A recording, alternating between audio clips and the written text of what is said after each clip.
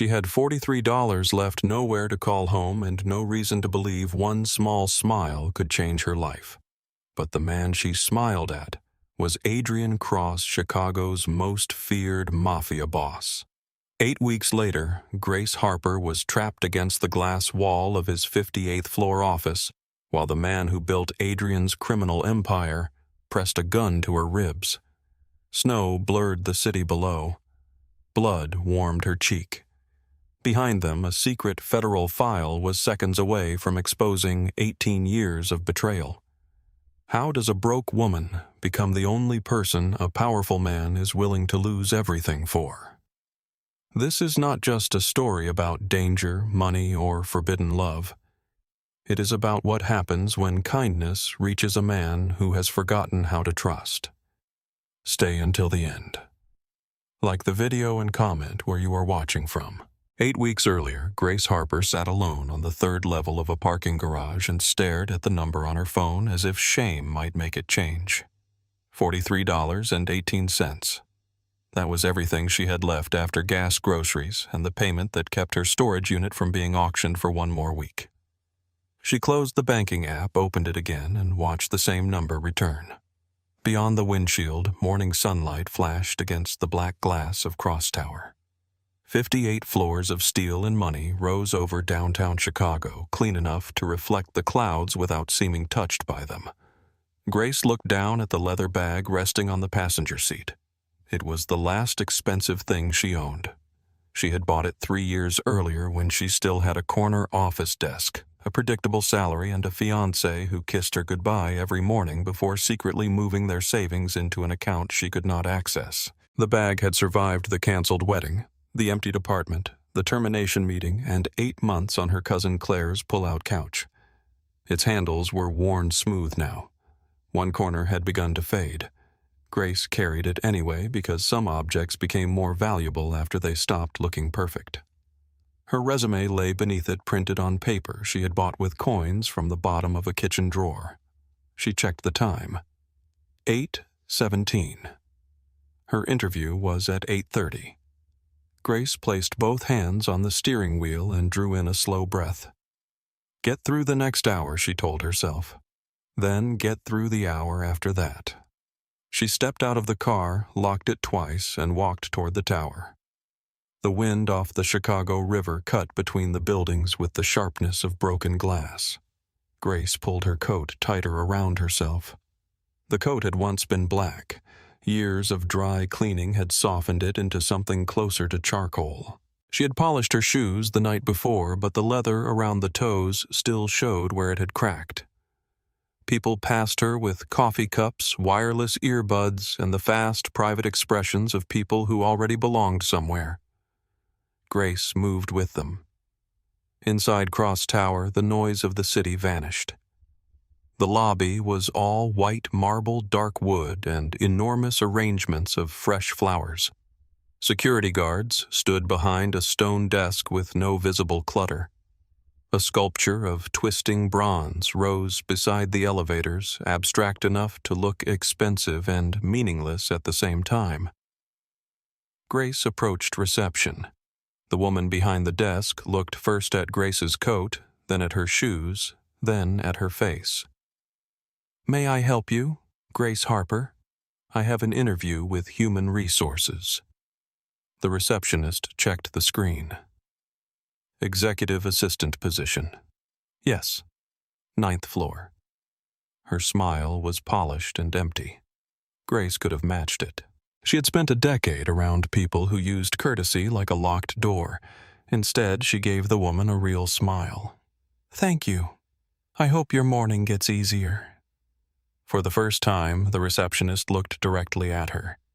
Grace turned toward the elevator before either of them had to explain the moment. The 9th floor smelled faintly of coffee and printer paper. A woman named Rachel Monroe met Grace near the waiting area and led her into a conference room with frosted glass walls. Rachel was in her early 40s, precise in every visible detail, from the silver clip in her hair to the neat stack of forms on the table. She opened Grace's resume. You spent 9 years as executive assistant to the senior vice president of client relations at Northbridge Media. Yes. And the role ended 8 months ago. The company eliminated the department during restructuring. Rachel looked at her over the paper. Your former supervisor described you as the person who kept 3 divisions from collapsing into each other. He liked dramatic language. He also said you were the only person in the company who could tell him no without making him angry. That took practice. A small change touched Rachel's mouth. Not quite a smile, but close. Why have you been unemployed for 8 months? Grace had prepared a softer answer. Market conditions, role alignment, a desire to find the right long-term fit. She was tired of polished lies. Because I was overqualified for the positions that called me back and underconnected for the positions I could actually do. I also lost my apartment during that period, which made interviewing more complicated than I expected. Rachel's pen stopped. Grace kept her voice steady. I am not asking for sympathy. I am explaining the gap. Rachel resumed writing. What are you looking for now? Work I can do well, a salary that arrives when promised, a manager who does not confuse urgency with poor planning. That time, Rachel did smile. The position supports Daniel Kim, Deputy Director of Operations. His calendar is difficult. His department is worse. I have managed difficult men and worse departments. Can you begin Monday? Grace thought of the $43 in her account. I can begin before lunch. Rachel studied her for a quiet second. Monday is fine. The relief came so quickly Grace had to press her fingertips against the underside of the table to keep it from showing. Rachel closed the resume and slid a folder toward her. There is one point I need to make clear. Mr. Kim's office is on the 58th floor adjacent to the executive suite. That floor operates differently from the rest of the building. Differently, how more security. Less tolerance for mistakes. You will be expected to respect restricted areas. Of course. Rachel leaned back. I mean that, literally. The North Corridor belongs to Mr. Cross. If you see a door without a nameplate, do not open it. Grace waited for Rachel to smile. She did not. Understood. Good. Rachel stood and offered her hand. Welcome to Cross Dominion. Grace left the building with a temporary employment packet under her arm. The wind was still brutal. The parking garage was still cold. Her bank balance was still $43.18. But for the first time in months, the future had a date attached to it. Monday. At Claire's apartment that evening, Grace spread the hiring documents across the small kitchen table.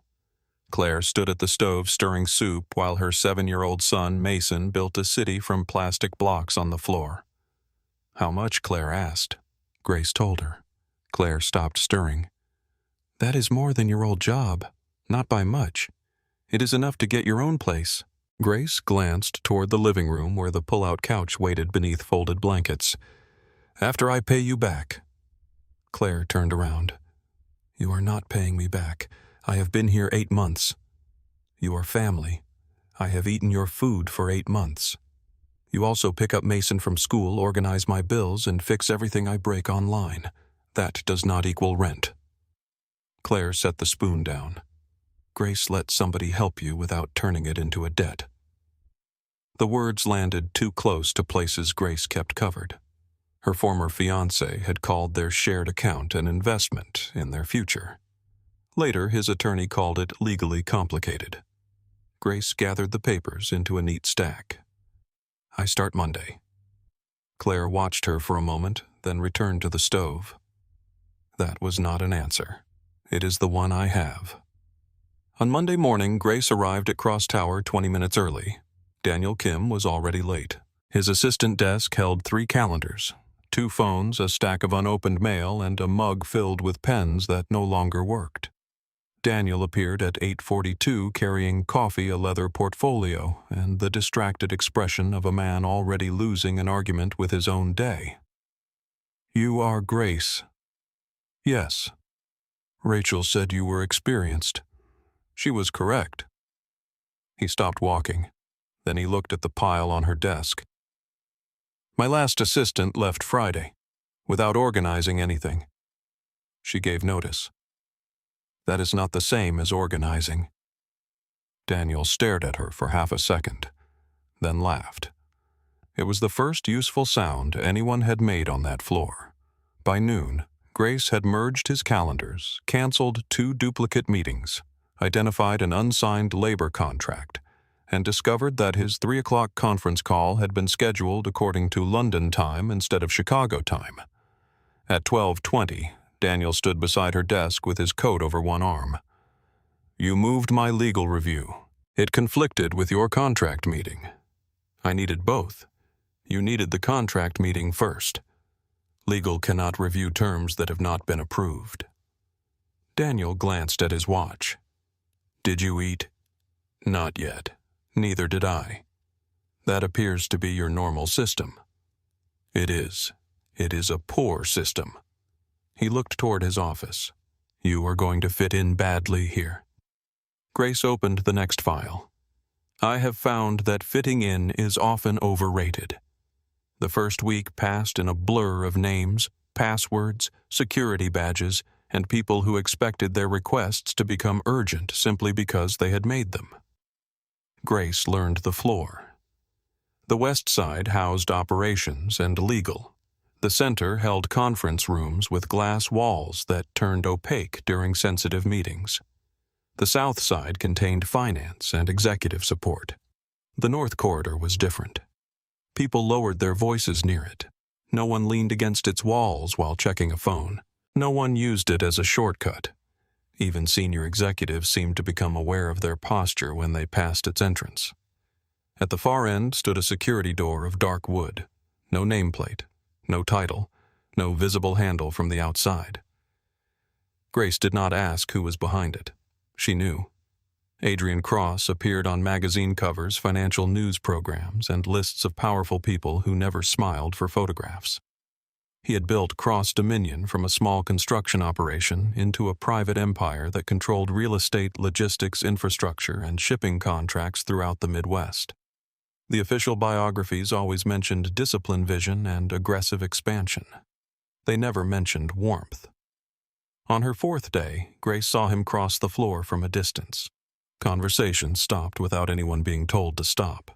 Adrian wore a charcoal suit and moved beside a broad-shouldered man Grace later learned was Caleb Shaw, head of security. Adrian did not hurry yet. Everyone else seemed too slow around him. He spoke to no one. He looked at no one. Grace watched him disappear into the north corridor. Daniel noticed.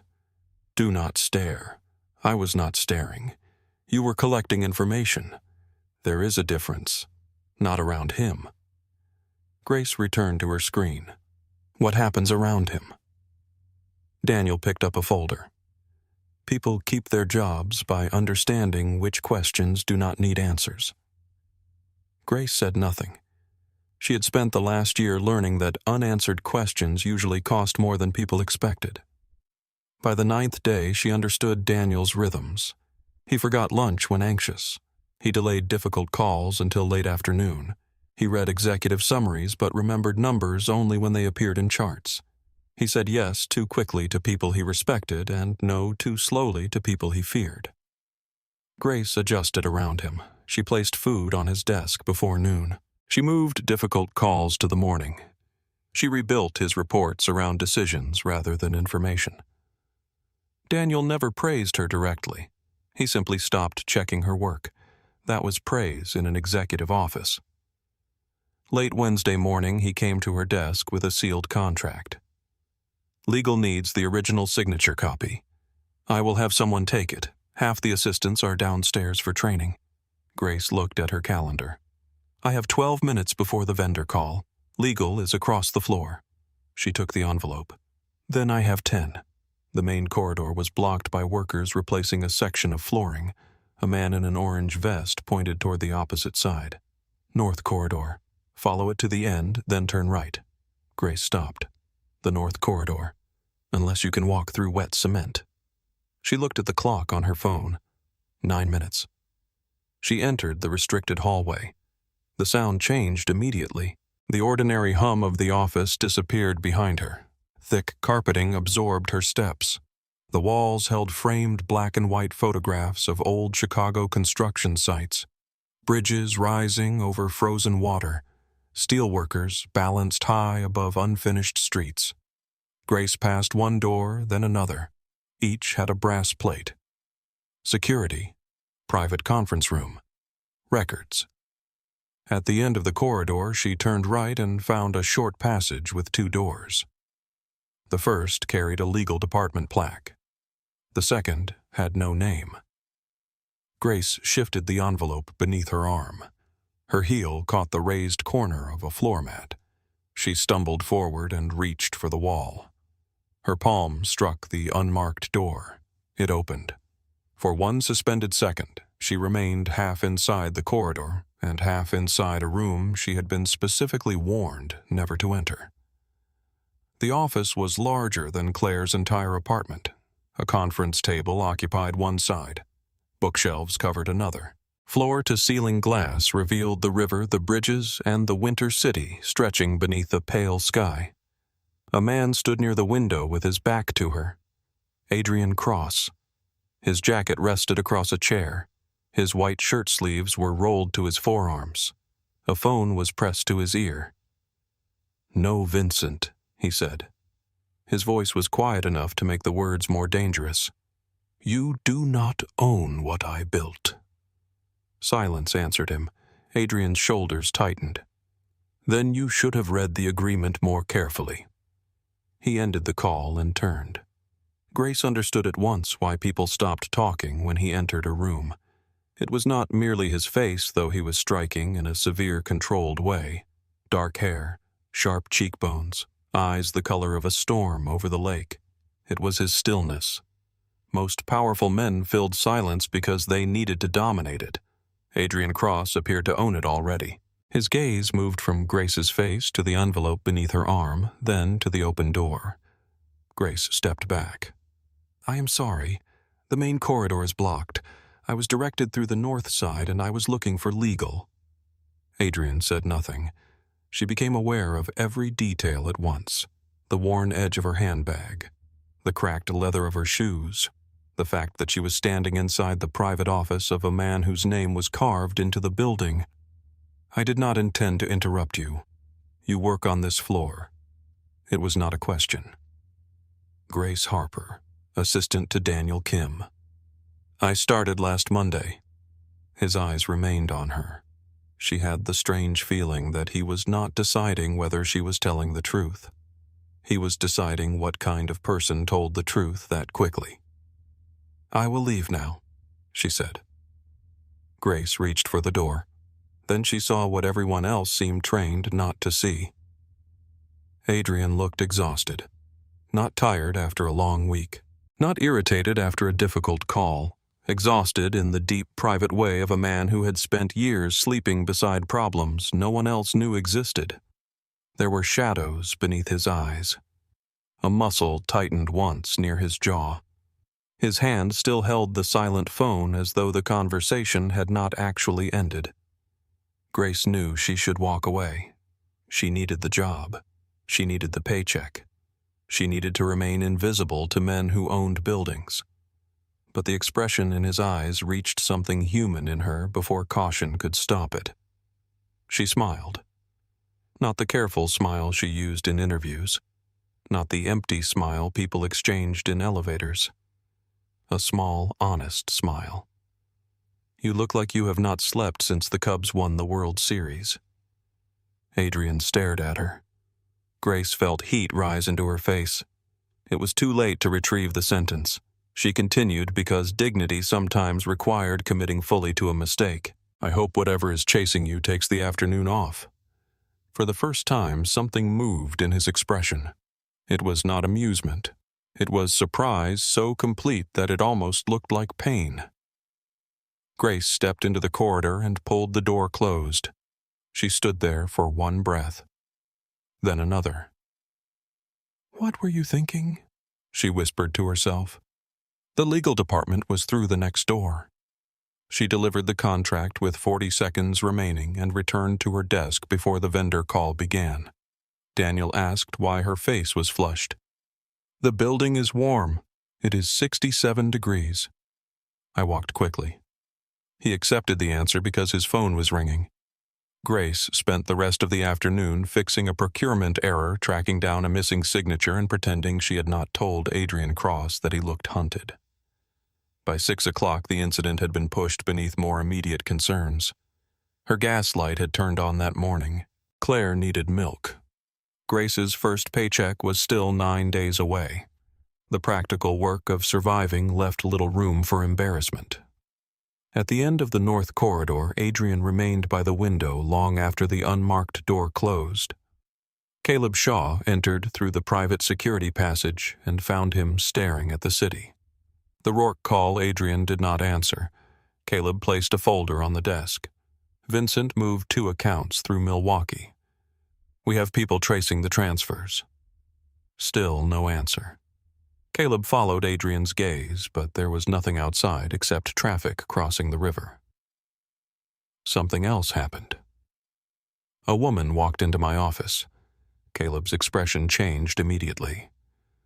Who Daniel Kim's assistant? How the door was unlocked? That door is never unlocked. It was today. Caleb reached for his phone. Adrian turned. She was lost. That does not make her harmless. No. Caleb studied him. What did she see? An office. What did she hear? My side of one sentence. What did she say? Adrian looked toward the door. Caleb waited. She told me I looked tired. Silence settled between them. Then Caleb said, "That is either very brave or very foolish." She smiled. Caleb's face became unreadable. "At you." Adrian's gaze sharpened. "Go trace the Milwaukee accounts." Caleb picked up the folder again. "You did not answer the question. I did not intend to." When Caleb left, Adrian sat behind his desk and opened the internal employee directory. Grace Harper, 31, executive assistant, 10 years of experience, recently hired. Her security photograph appeared on the screen. She faced the camera directly. No tilted chin, no rehearsed expression, the same clear gaze she had given him in the office. Adrian read her employment history once. Then again. Northbridge Media, 9 years, laid off during restructuring, temporary address in Bridgeport. No criminal record, no connection to Vincent Rourke, no connection to any known competitor. He closed the file. 20 minutes later, he opened it again. The following morning, Daniel approached Grace's desk before she had removed her coat. His expression carried the strained politeness of a man delivering instructions he did not understand. "There has been a change." Grace set down her bag. "What kind of change? You are being transferred." Her stomach tightened. "Out of operations. Out of my office. Did I make an error? No. Did someone complain? No. Then why am I being transferred?" Daniel looked toward the north corridor. Grace followed his gaze. The air seemed to leave the room. The request came from Mr. Cross. She remained still. "The office without the nameplate." "Yes." Grace lowered her voice. "I walked into it by accident." "So I heard. I apologized." "I am sure you did. What exactly did he request?" Daniel looked uncomfortable. "You." Grace stared at him. "That is not a job description. He wants you assigned as his personal executive assistant." "Why?" He did not explain. "Did you ask?" Daniel gave her a tired look. Grace people do not ask Adrian Cross why he wants something unless they are prepared for the answer. She looked at the desk she had organized, the calendar she had rebuilt, the job she had finally begun to understand. 9 days. She had been employed for 9 days. What happens if I say no? Daniel's silence was careful. You are allowed to decline.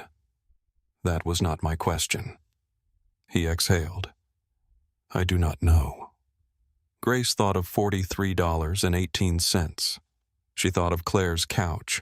She thought of the overdue storage payment and the way Adrian had looked at her after she smiled as though she had handed him something he had forgotten existed.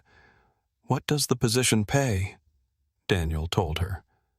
The number was so high she assumed she had misheard. Annually, yes. It was nearly 4 times her current salary. Enough to rent an apartment. Enough to repay Claire whether Claire accepted it or not. Enough to build savings no one else could steal. It was also the kind of money offered when a job required more than the title admitted. Grace picked up her leather bag. When do I start? The briefing came from Caleb Shaw in a private conference room at 7:30 the next morning. He wore a dark suit that fit too precisely to be accidental. He placed a company phone, a security badge, and a black folder on the table. Mr. Cross's calendar is managed through an encrypted system. Nothing enters it without confirmation from him or me. Grace nodded.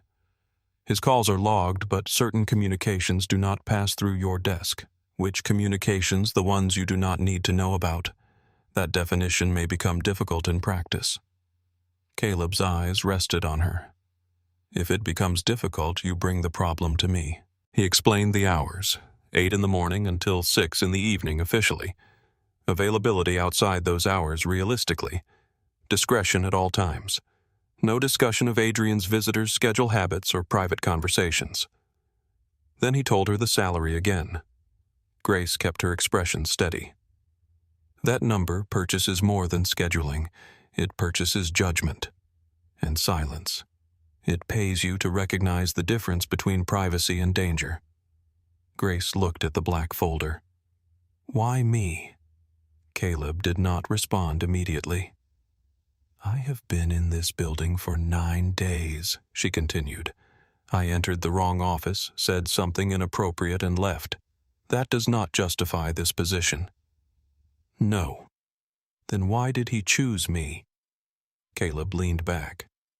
Mr. Cross has spent most of his life surrounded by people who want something from him. I want a salary. You were not thinking about the salary when you spoke to him. Grace said nothing. Caleb pushed the black folder toward her. Inside are 12 names. If any of these people appear on this floor, you do not let them enter the executive suite. You contact me immediately. Grace opened it.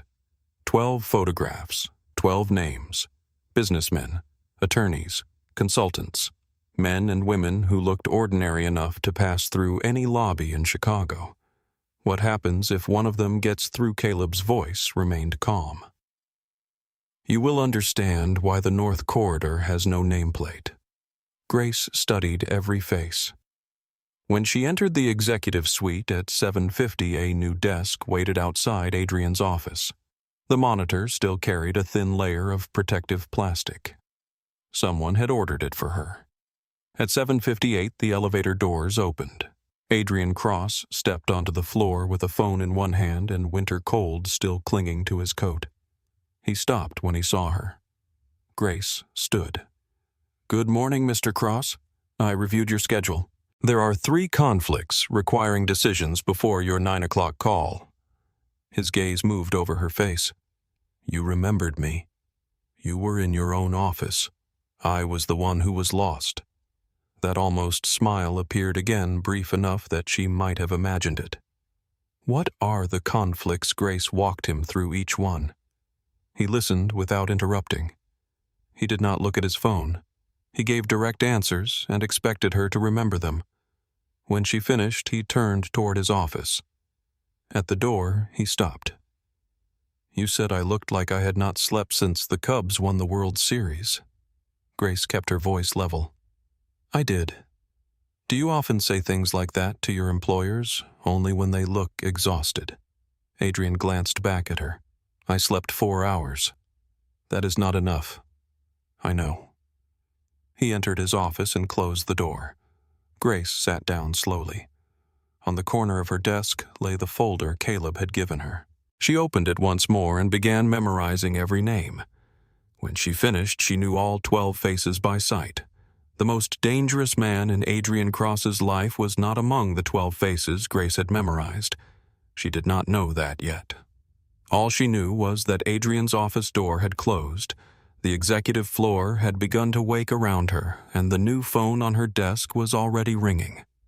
By 10 in the morning, Grace had rescheduled 2 calls, rejected 4 meeting requests, redirected a contractor who believed urgency was a substitute for authorization, and learned that Adrian Cross disliked unnecessary explanations almost as much as he disliked being interrupted. He did not ask for summaries. He asked for decisions. North Shore Development wants another week before signing. Why? They say their counsel needs more time. What do you think? Grace looked down at the email. Their counsel finished reviewing the agreement yesterday. They are waiting to see whether we will improve the price. Adrian's eyes lifted from the document in his hand. How do you know they copied the wrong person on the internal reply? A pause. Withdraw the current offer at 5. They will call before 4. Then they have an hour to be serious. He returned to the document. Grace stepped toward the door. Mr. Cross. He looked up again. If they call at 4:59, let it ring. She closed the door.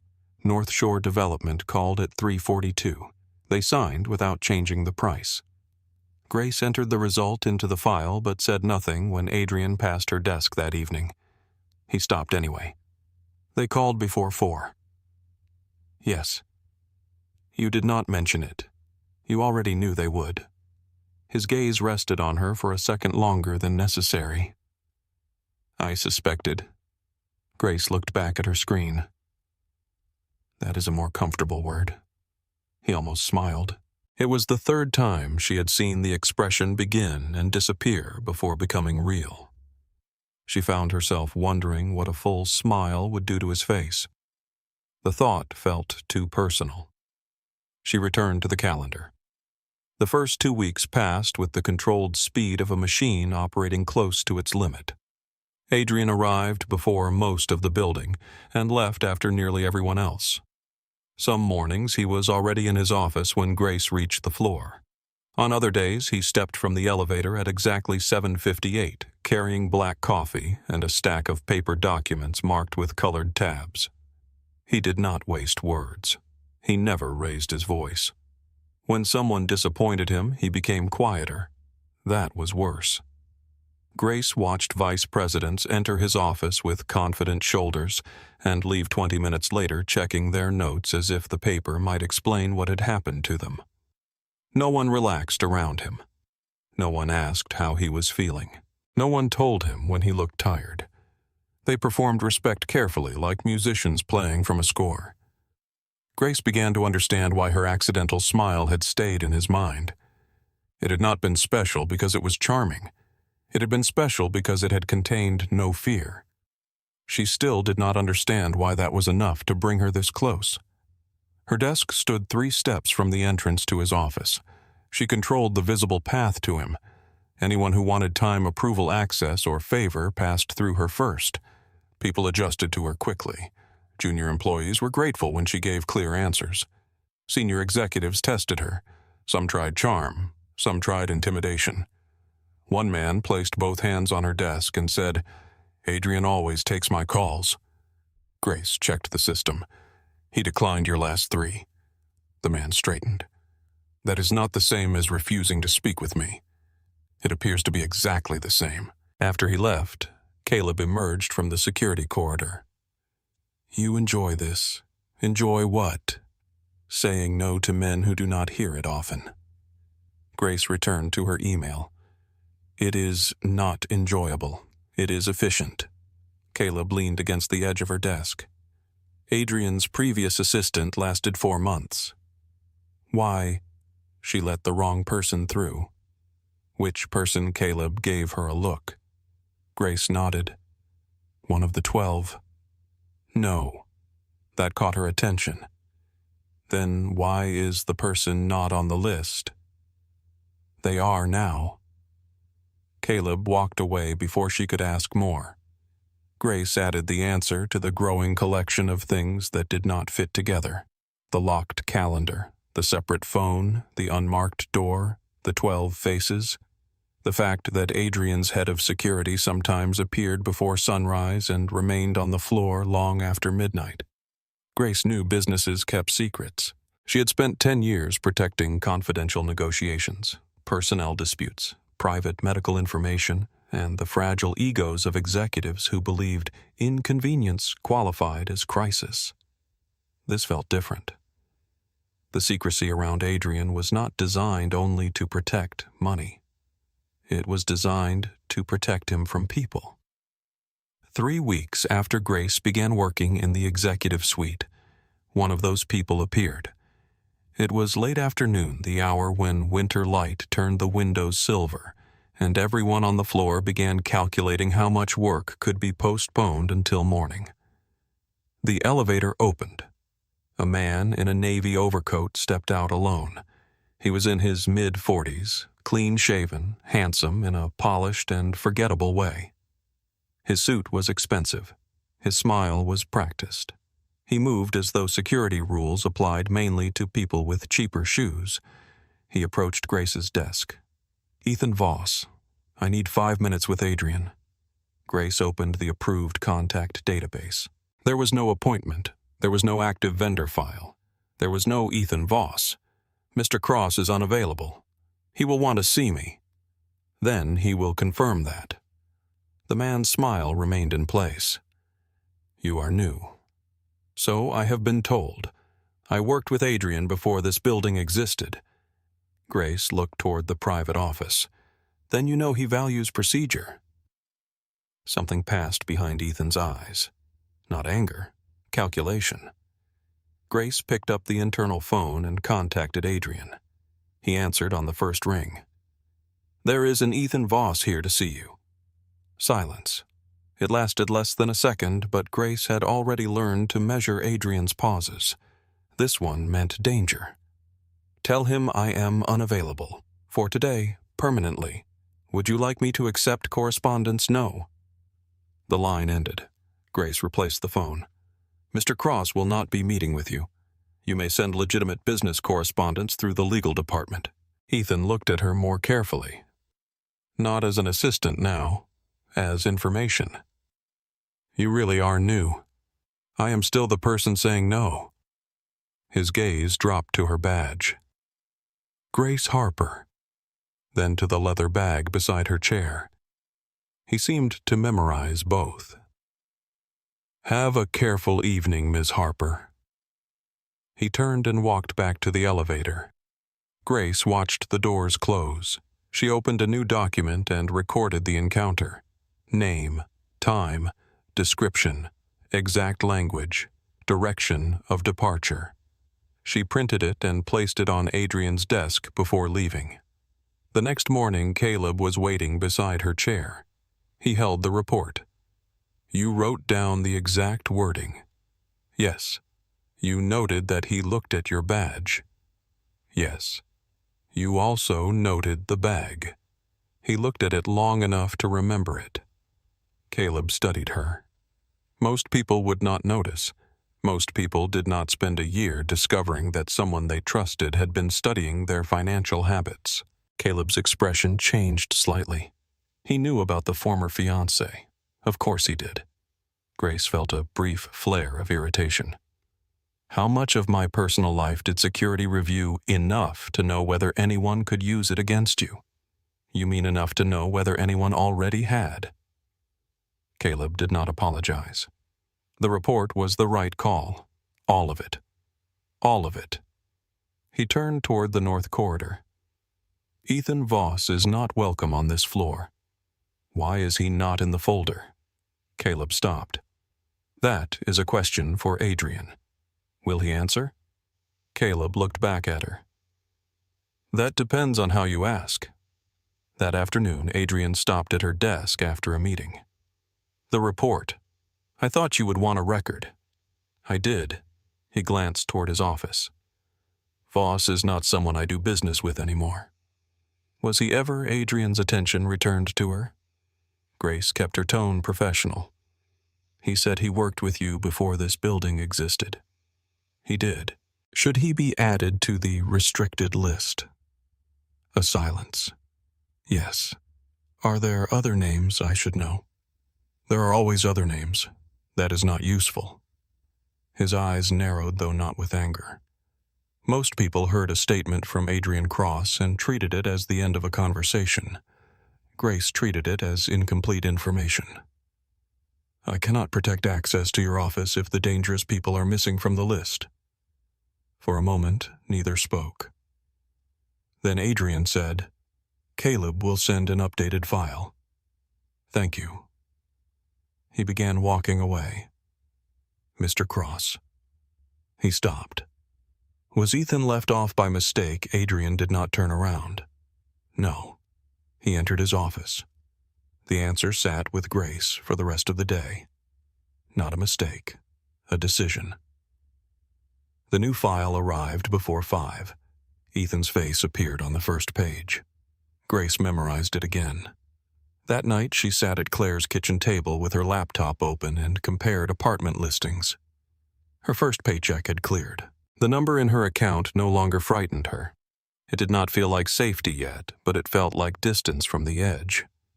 Claire placed a cup of tea beside her. You are really leaving. You deserve a living room. I like having you here. You like free childcare. That too. Grace smiled. Mason slept in the next room. The apartment was quiet except for the hum of the refrigerator and the occasional sound of traffic outside. Claire sat across from her. What is the new boss like? Grace continued, scrolling, demanding. Old, no. Married. Grace looked up. Claire lifted both hands. I asked a factual question. No. Girlfriend, I would not know. You control his schedule. His professional schedule. Claire drank her tea. Is he handsome? Grace looked back at the screen. That is irrelevant. Claire smiled into the cup. That means yes. Grace selected another listing. He is my employer. You said that very quickly. Because it is simple. Simple things do not usually require that tone. Grace closed the laptop. The conversation ended there, but Claire's question followed her into the night. Adrian was handsome. That was obvious. It was also the least interesting thing about him. What held Grace's attention was the contradiction. A man who could silence a room with one look listened when she spoke. A man who rejected nearly every unnecessary request allowed her to question his decisions. A man surrounded by people seemed entirely alone. Grace recognized loneliness. It had lived beside her on Claire's couch for 8 months. The late nights began during her 4th week, not every evening, often enough to become familiar. At 7, most employees left.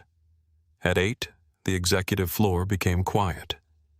At 9, the city outside the glass seemed less like scenery and more like another room suspended beyond them. Grace learned that Adrian did not eat unless someone placed food in front of him. The first time she ordered dinner, she left a container on the corner of his desk. He looked at it, then at her. I did not ask for this. You have not eaten since yesterday evening. How do you know your lunch is still in the refrigerator? You check what I eat. I check whether the person signing contracts worth millions can remain conscious through the final page. He leaned back. You do not have to take care of me. It is not care. It is risk management. Adrian opened the container. Grace returned to her desk before he could see her smile. She learned that he thought by standing at the window.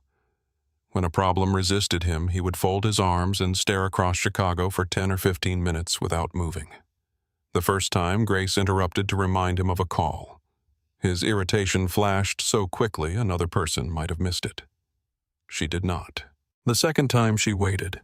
When he returned to his desk, she placed the information beside his hand. You learned, he said. I usually do. She learned the difference between his silences.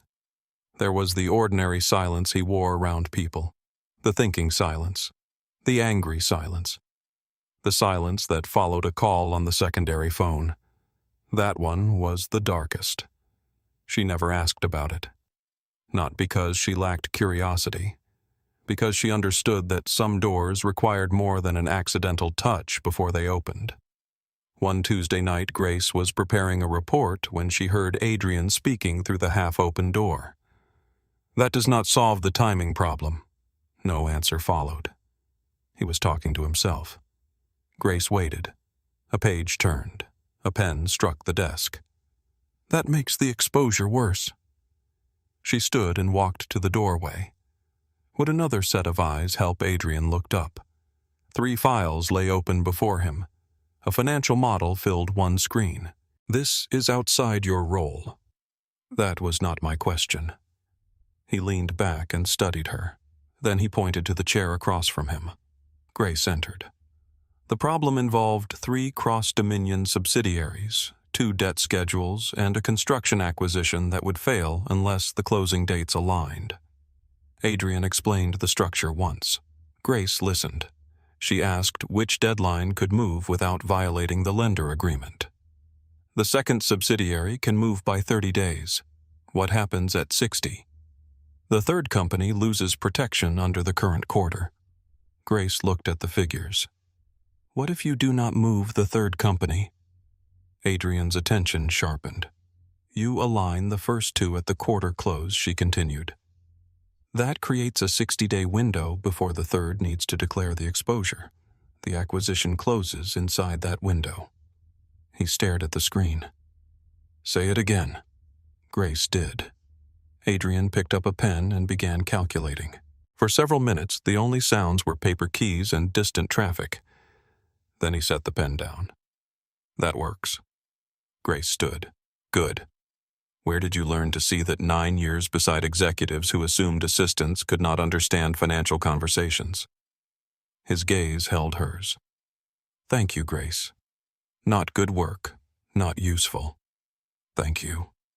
Something personal existed inside the words. Grace returned to her desk and tried not to notice how her name sounded in his voice. She failed. The questions continued after that. Not formal requests for analysis, conversations. Adrian would stop beside her desk and speak through a problem as though he had forgotten he was accustomed to thinking alone. A personnel dispute, a vendor relationship, a division head who met every target but left damaged teams behind him. Grace listened.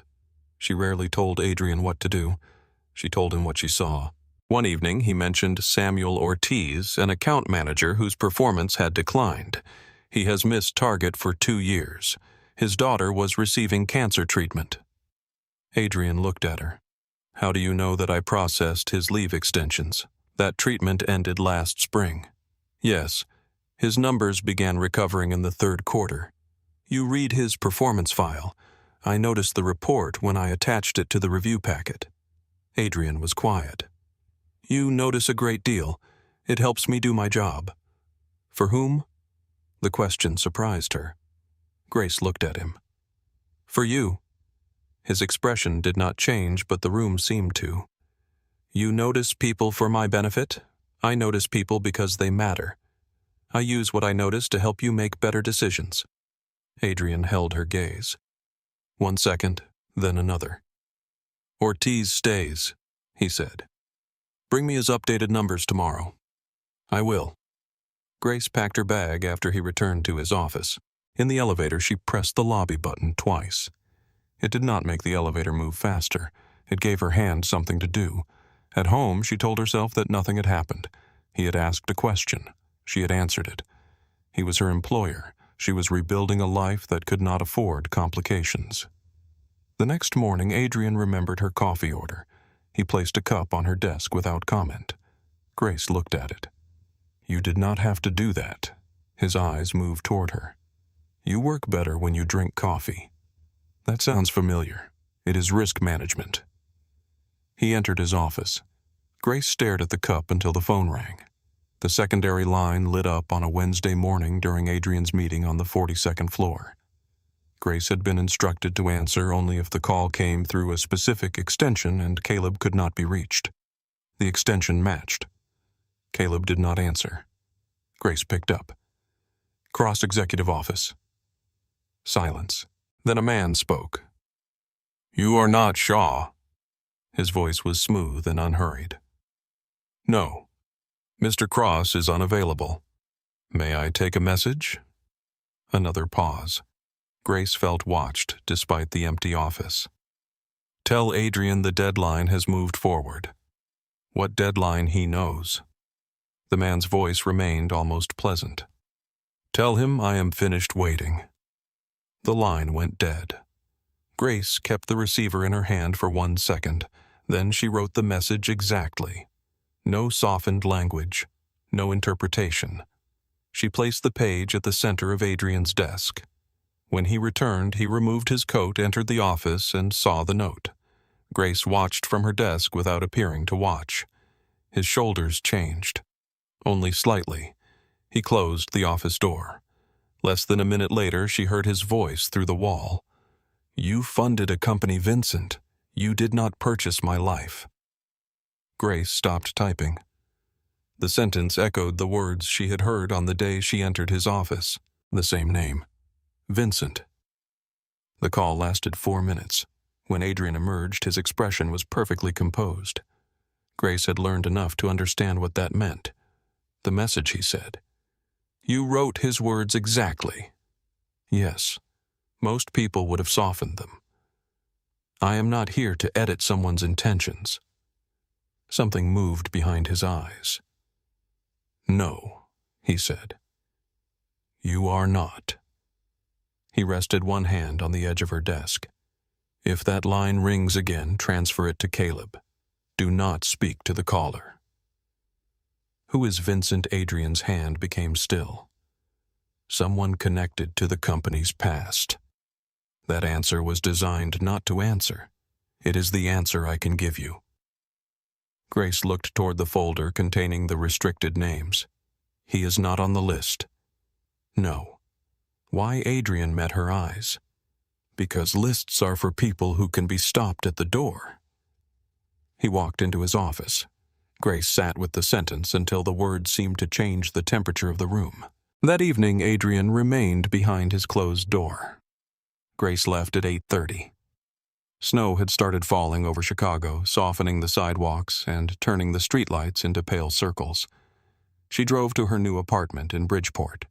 The studio was small, but it belonged to her. One bedroom wall was exposed brick. The radiator clicked at irregular intervals. She had purchased a second-hand table and 2 mismatched chairs. There were still boxes near the kitchen. Grace climbed the stairs carrying her bag and a container of soup Claire had insisted she take. The hallway light outside her apartment was off. She used her phone to see the lock. No visible damage. She opened the door. Something white lay on the floor inside. Grace did not step farther. An envelope rested near the kitchen entrance. Her full legal name was typed across the front. Grace Harper. She remained in the doorway and listened. The apartment was silent. She reached for the light switch. The lamp beside the window came on. Nothing appeared disturbed. The boxes were where she had left them. The chair remained beneath the table. Her coat from the previous evening hung inside the closet. Grace set the soup and her bag outside the apartment before approaching the envelope. She used a clean dish towel to lift it. Inside was a photograph. Grace entering Cross Tower 3 mornings earlier. The image had been taken from across the street. Behind the photograph was a printed bank account number. Below it was a dollar figure large enough to pay her rent for years. A single line appeared at the bottom. "We only need his schedule." Grace looked around the apartment again. The lock was intact. The windows were closed. The envelope had been placed inside. Someone knew where she lived. Someone had entered without leaving a mark. Her phone vibrated on the floor outside. A message from Adrian. "Tomorrow's first meeting moved to 8. Confirm Bennett conference room." Grace stared at his name on the screen. Then she looked at the photograph in her hand. Her $43 were gone. The fear of having nothing had not disappeared with them. It had simply changed its shape. Grace placed the photograph back inside the envelope, stepped into the hallway, and called Caleb Shaw. Caleb answered on the second ring. "Where are you?" Grace stood in the hallway outside her apartment, one hand holding the phone, the other still wrapped in the dish towel around the envelope. "At home." "What happened?" "Someone entered my apartment." His voice changed. Not louder, flatter, more precise. "Are they still inside? I do not think so." "That is not an answer. The rooms are empty. Nothing appears disturbed." "What did they leave?" "An envelope. A photograph of me entering Cross Tower. A bank account number. An offer for Adrian's schedule." Silence held for less than a second. "Do not touch anything else. I already moved the envelope." "How with a clean towel?" "Good. Step away from the door. Go to the stairwell. I am sending a team." Grace looked down the corridor. The building was quiet. A television played behind one apartment door. Somewhere below, a child laughed. Ordinary sounds. They made the envelope feel worse. "How did they get my address?" "We will determine that. That is not the same as knowing." "No."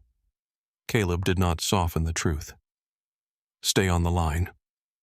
Grace moved to the stairwell and sat on the concrete step between floors. Her leather bag rested beside her feet. The container of soup Claire had packed remained outside her apartment door. She looked at it and felt an unexpected ache. An hour earlier, her greatest concern had been whether the soup would leak inside her bag. Now strangers knew where she slept. Caleb's security team arrived in 11 minutes. 2 men searched the apartment. A woman photographed the lock, the hallway, the windows, and the envelope. She sealed each item in a separate evidence bag. Caleb arrived last. He stepped from the elevator in the same dark suit he had worn that morning. Snow melted on his shoulders. Grace stood. "You came yourself?" "Yes." "Does Adrian know Caleb looked toward the apartment?" "Not yet." "Why not?" "Because I wanted facts before I gave him a target." Grace studied his face. "You think he will react?" "I know he will." Caleb entered the apartment and inspected the lock. "No forced entry," he said. "That means someone had a key. Or access to the building system." "My landlord." "We are checking everyone." Grace watched one of the security officers lift powder from the inside handle. "How many people at Cross Dominion can see my home address?" "Human resources, payroll, executive security. Anyone else?" "Not officially." The word stayed between them. Grace folded her arms. "Someone found it unofficially?" Caleb looked at her. "Yes." He told her to pack enough clothing for several days. Grace did not move. "Where am I going?" "A secure property. I have work tomorrow. You will not be at the tower. That is Adrian's decision. It is mine until he knows." Grace's eyes hardened. "You are moving me before telling him I am moving you before the person who entered your apartment decides an envelope was too polite." The answer was cold enough to be convincing. Grace packed. She took clothing, her laptop, medication, and the leather bag. She left the new table, the mismatched chairs, and the key she had been proud to carry for less than 2 weeks. When she stepped back into the hallway, Caleb was waiting. "Where is the property? You do not need the address until we arrive. I am already standing inside the danger, Caleb. That does not mean I give you every map." She almost argued. Then she saw the tension around his eyes. He was not dismissing her. He was calculating risk. "Fine," she said. "But Adrian hears this from me." Caleb opened the elevator. "He will." Grace was at her desk at 7:35 the next morning. Caleb had taken her to a quiet townhouse owned through a company that did not appear connected to Cross Dominion. She had slept for perhaps 2 hours. At 6 o'clock she had dressed, called a car, and returned to the tower. Caleb had sent 3 messages telling her not to. She ignored all of them. The executive floor was nearly empty. Chicago stretched beyond the windows beneath a gray winter sky. Snow clung to the rooftops and gathered along the river. Grace opened Adrian's calendar. His first meeting was at 8. The first call at 8:30. A contract review at 9. Her hands moved through the ordinary tasks automatically. Confirm. Reschedule. Attach. Prepare. The work gave shape to the morning. At 7:58, the elevator doors opened. Adrian stepped onto the floor. He saw her immediately. He did not slow. Caleb emerged from the north corridor at the same moment. For one silent second, all 3 of them understood that Adrian already knew. He stopped in front of Grace's desk. "Why are you here?" His voice was controlled. Grace knew the anger lived underneath it. "Because this is where I work. Someone entered your home. Yes. They photographed you. Yes. They offered you money for my schedule. Yes. And you decided to return to the exact building connected to the threat." Grace closed the calendar window. "I decided not to sit alone in a house I have never seen before while everyone else decides what happens to my life." Adrian turned toward Caleb. "You let her come back. I did not." "She ordered a car before my people changed shifts," Caleb said. Adrian looked at Grace again. She held his gaze. "I did not take the money. I did not give them information. I called Caleb before I touched anything else." "Start with that." Something moved through Adrian's face. Not relief exactly. Something closer to the release of a breath he had been holding since before entering the elevator. "Come inside," he said. Grace did not rise. "No." Caleb looked between them. Adrian's eyes narrowed. "No. You keep bringing me into your office when you want control of the conversation. This is not about control. It is always about control with you." The words landed harder than she intended. Adrian went still. Grace lowered her voice. "Sit down." She indicated the chair opposite her desk. Caleb turned away, perhaps to hide a reaction. Adrian Cross looked at the chair, then at Grace. No one on the 58th floor told him where to sit. He pulled the chair back and lowered himself into it. Grace remained behind her desk. The arrangement changed everything.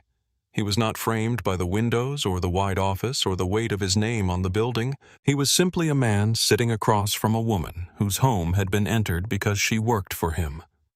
Grace placed the sealed copy of the note between them. "You told me Vincent was connected to the company's past." "Yes. That was before someone used my private address." Adrian's jaw tightened. "I know. You told yourself that keeping me uninformed would keep me safe. I believed it would. It did not." "No." His willingness to agree stopped some of her anger from becoming cruelty. Grace leaned forward. "I cannot make safe decisions with half of the information. I cannot tell the difference between a scheduling issue and a threat if you hide the threat. I cannot protect your office if dangerous people are missing from the list." Adrian glanced toward Caleb. Caleb said nothing. Grace continued. "Tell me what I am standing inside." Adrian's eyes returned to hers. "And if I do, I decide whether I stay." The silence became heavier. "Grace." "No." Her voice remained calm. "I lost my savings because someone I trusted decided I did not need to know what he was doing with my money. I lost my apartment because he managed the truth around me until there was nothing left to manage." Adrian did not interrupt. "I will not live inside another person's version of protection." He looked down at the sealed note. When he raised his eyes, the control remained, but the distance had changed. "Close the outer door," he told Caleb. Caleb secured the executive suite and took a position near the corridor. Adrian remained seated. "Vincent Rourke gave me the money to start Cross Dominion." Grace waited. "How old were you?"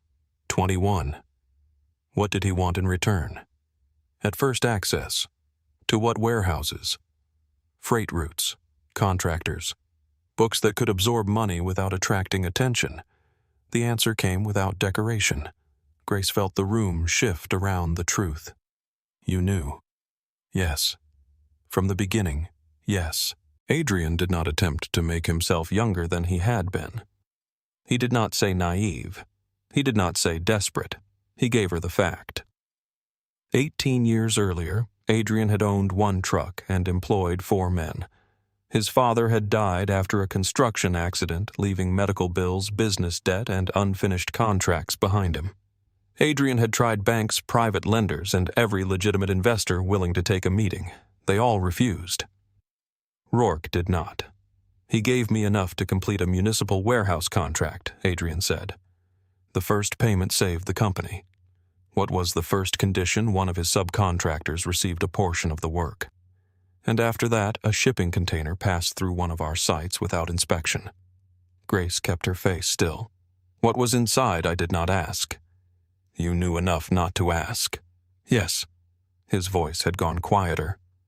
The first compromise kept 4 men employed. That was how I justified it.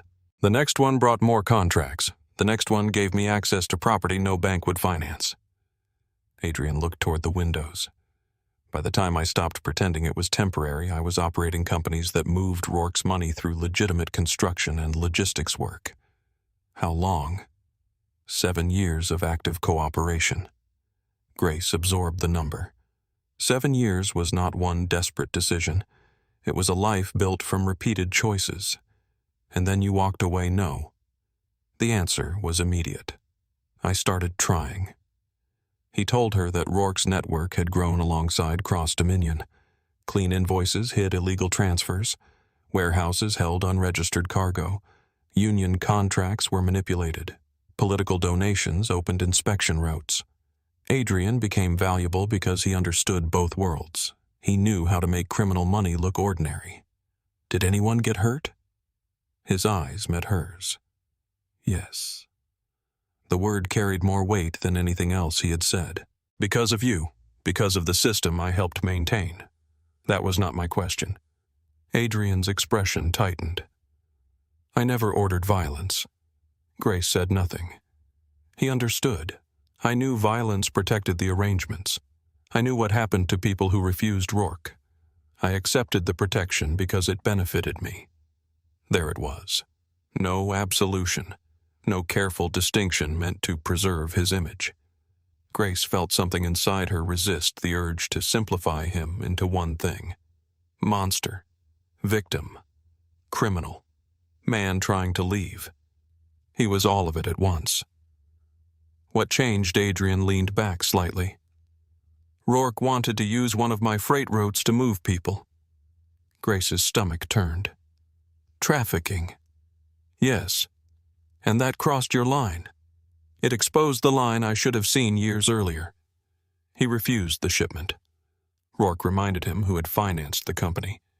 Adrian began cutting the network out slowly. He bought back contracts, closed shell companies, replaced Rourke's money with legitimate revenue, removed people tied to the old structure, stored records outside the company system. It took 7 years to build the arrangement and 11 more to dismantle it without collapsing everything around it. The last 4 years have been clean, Adrian said. Every active business, every account, every contract. But the records remain. Yes. And Rourke thinks the company still belongs to him. He thinks anything built with his money belongs to him. Grace looked toward the city. The tower no longer appeared clean. It looked like a polished surface placed over damaged ground. Why is he moving now? Adrian's gaze went to the closed outer door. Because I met with federal investigators. Caleb did not move, but Grace felt his attention sharpen when, 3 days before you walked into my office. The timing settled over her. The exhausted eyes, the 4 hours of sleep, the call she had interrupted. Who is investigating him? Federal financial crimes. For how long? 3 years. What do they want from you? Everything. Adrian explained that Special Agent Naomi Bennett had built a case around Rourke's financial network. She had partial records witnesses and property links, but she needed someone who understood the architecture from the inside. Adrian had agreed to cooperate, not in exchange for freedom, in exchange for consideration. He would surrender records, testify, forfeit assets, and accept responsibility for his historical crimes. Grace watched him closely. "You could go to prison?" "Yes. How long I do not know.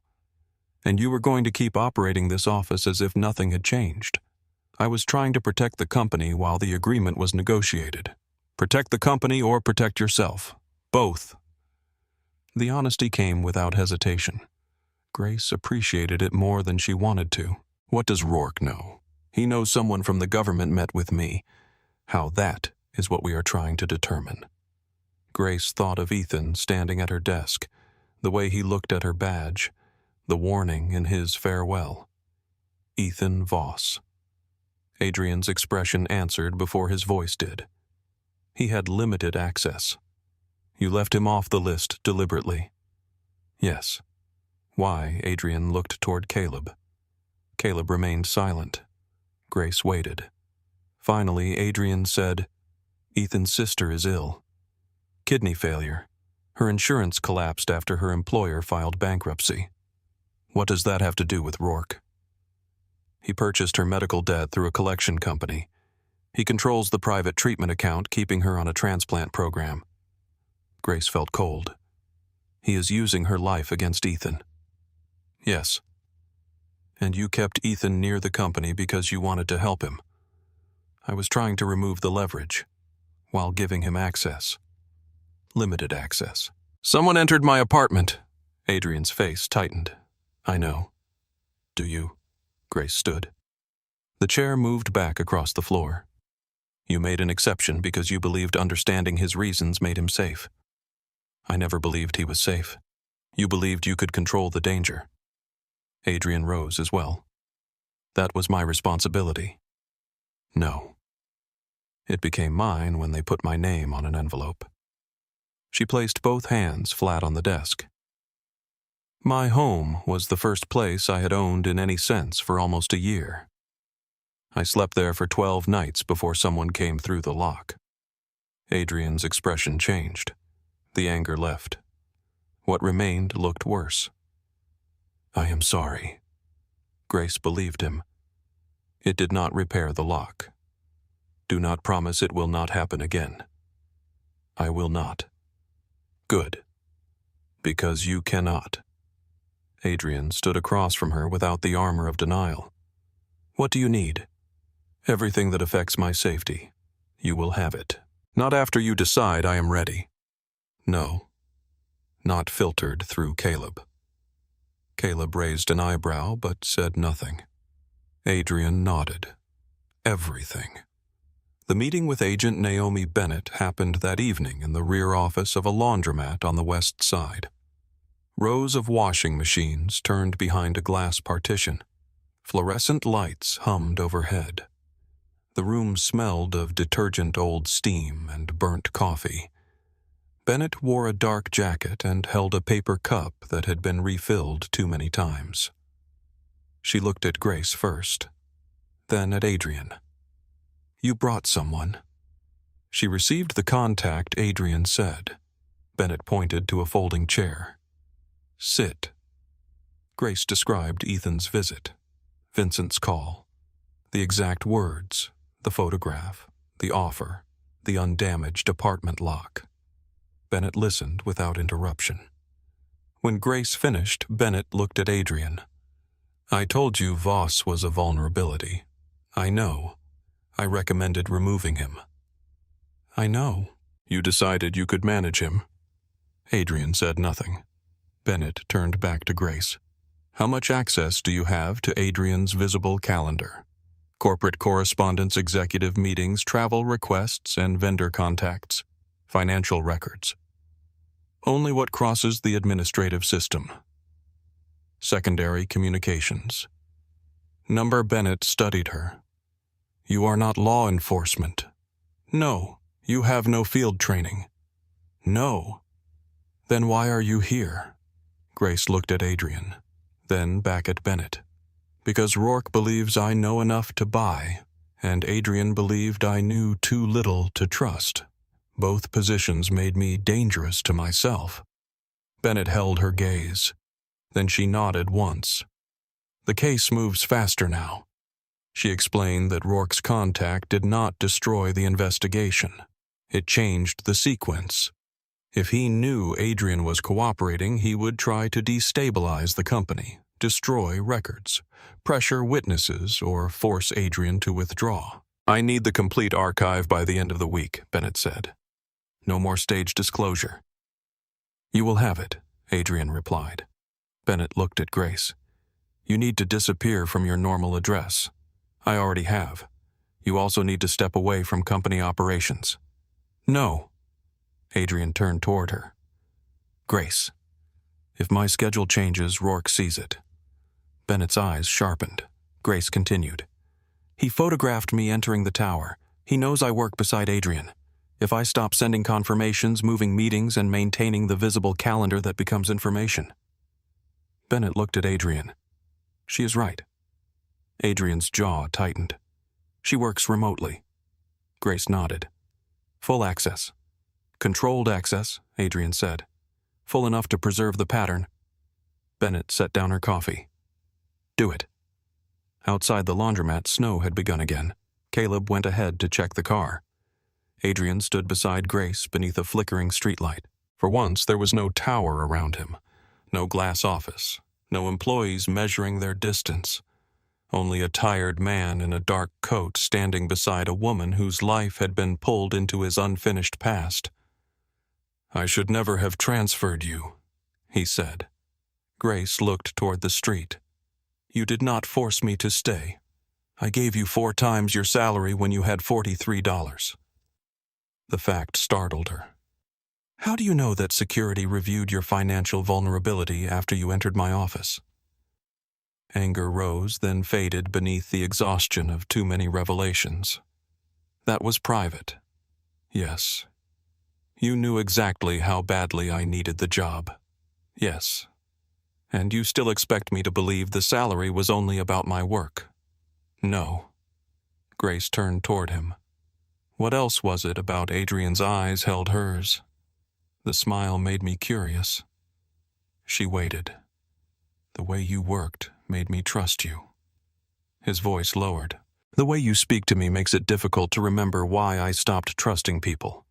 The snow moved between them. Grace could hear traffic from the next block and the distant mechanical rhythm of the laundromat. And now she asked. Adrian looked at her as if the answer existed somewhere he had never learned to enter.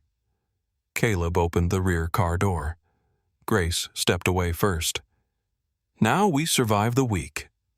Adrian nodded. At the secure townhouse, Grace opened her laptop and rebuilt the next day's visible schedule. At 11:18, her personal phone rang. Unknown number. She answered without speaking. Vincent Rourke's voice came through softly. You told him. Grace looked toward the dark front window. Yes. I offered you enough money to begin again. I already began again. With his money. With my work. A quiet laugh. You believe there is a difference. There is to people who earn things. The silence on the line changed. Rourke's voice remained calm. Leave Chicago tonight. Walk away from Cross Dominion. Do not call Adrian. Do not contact the federal agent you met at the laundromat. Grace's grip tightened around the phone. He knew the location. You are watching us. I am watching what belongs to me. Adrian does not belong to you. I made him. You funded him. Grace stood. That is not the same thing. For the first time, Vincent did not answer immediately. When he spoke again, the warmth had vanished. If you stay, you become the reason he loses everything. The line went dead. Grace stared at the phone. At 4:57 the next morning, Caleb called. She answered before the second ring. We have a problem, he said. Grace sat up in the unfamiliar bed. Ethan, He is gone. When between midnight and 3, his apartment is empty. His car and phone were abandoned. Rourke pulled him out. Yes. Caleb paused. There is more. Ethan's system access was broader than we believed. Grace swung her feet to the floor. How broad? He copied 6 weeks of Adrian's scheduling archive. The room seemed to become very quiet. Every meeting, every route, every repeated pattern, every person Adrian saw regularly, including her. Rourke has a map, Grace said. Yes. She reached for her clothes. Does Adrian know I'm calling you first? Grace stopped. The decision told her exactly where she now stood. Not outside the secret, not protected from it. Inside. Tell him I am on my way. Grace dressed in less than 3 minutes. The townhouse was silent around her. A lamp burned near the stairs, casting a narrow pool of light across the floor. Outside, Chicago had not yet decided whether it was still night. A black sedan waited at the curb. Caleb had sent it before she asked. Grace climbed into the back seat with her laptop pressed against her chest. Her phone vibrated before the driver pulled away. Adrian. Stay at the townhouse. A second message arrived. Grace, do not come to the tower. She typed with both thumbs. I am already in the car. The reply appeared immediately. Turn around. Grace looked through the window at the empty street. No. The typing indicator appeared, vanished, then returned. Caleb will meet you downstairs. Grace placed the phone beside her. The city passed in fragments of yellow light. Shuttered storefronts, delivery trucks, and snow pushed into gray piles along the sidewalks. She tried to imagine Vincent Rourke looking at 6 weeks of Adrian's life laid out in front of him. Meetings, routes, habits, every repeated choice turned into a weapon. By the time the car reached Cross Tower, the first pale light had begun to gather beyond the buildings. Caleb waited at the service entrance. He wore the same suit from the night before. His tie was gone. His face looked carved from exhaustion. You were told to stay at the property. So were you. I was not. You look like you should have been. He opened the door. Adrian is angry. He can be angry and still accept help. Caleb fell into step beside her. Agent Bennett moved her command team to the 52nd floor. Adrian is already there. How much does he know Ethan is gone? He knows the archive was accessed, the full scope. Not yet. Grace stopped near the service elevator. Why did you call me first? Caleb looked at the closed doors. Because you know the calendar better than anyone. That is not the only reason. No. The elevator arrived. Caleb stepped inside. You notice patterns he misses when he is personally involved. Grace joined him. And now I am personally involved. Yes. The doors closed. The conference room on the 52nd floor was filled with quiet, organized urgency. Laptops covered the table. Coffee cups stood between legal files and printed maps. 2 federal attorneys sat near the windows with sealed document boxes at their feet. Agent Naomi Bennett stood at the head of the room, jacket removed, sleeves rolled back. Adrian was at the far end. He looked up when Grace entered. His eyes moved to Caleb, then returned to her. He did not ask why she had ignored him. That conversation lived in the way his jaw tightened. Tell me, he said. Caleb closed the door. Ethan copied 6 weeks of the complete scheduling archive. Not only the visible calendar, travel requests, vehicle assignments, recurring security rotations, vendor access, windows, and location notes. The room became still. Adrian placed both hands flat on the table. 6 weeks. Yes. He knows every regular route. Yes. Every building I enter. Yes. Adrian raised his head. And everyone I meet. Caleb looked at Grace. Everyone. Bennett stepped closer to the table. Your routine ends now. No regular vehicles, no office on 58. No home address. You move only through locations that have never touched the company system. Adrian looked at Grace. She returns to the townhouse. No, Grace said. His eyes sharpened. This is not a discussion. It has to be. You are in the archive. That is why I cannot disappear. Bennett watched them without interrupting. Grace opened her laptop and turned the screen toward the room. Vincent called me last night during the exact window when the public calendar showed Adrian leaving the laundromat. He is monitoring the visible pattern. Caleb moved closer. You think he is comparing the archive to current activity? I think he wants to know whether Adrian has changed course. Bennett nodded slowly. If we erase the schedule, he knows we found the breach. Grace opened the day's calendar. We keep the public version alive. Confirm the meetings.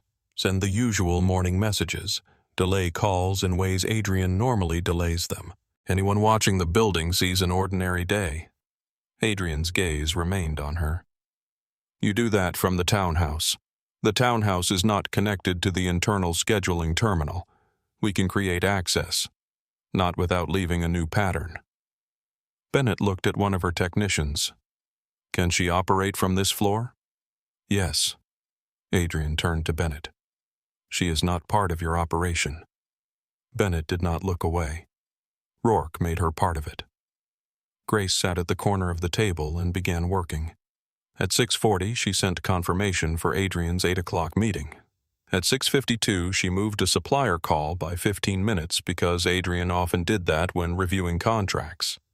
At 7:05, she approved a breakfast delivery to the 58th floor. The food would arrive at an empty office. At 7:20, Cross Tower began waking. From the command room, Grace watched the normal pulse of the company appear across her screen. Employees entered. Security badges activated. Elevators moved. Requests began filling the executive inbox. Anyone watching the systems would see Adrian Cross beginning another ordinary morning. Across the room, Adrian sat with the federal attorneys. The first evidence box opened. Grace did not look at the records. She watched him. Each file seemed to carry weight before he touched it.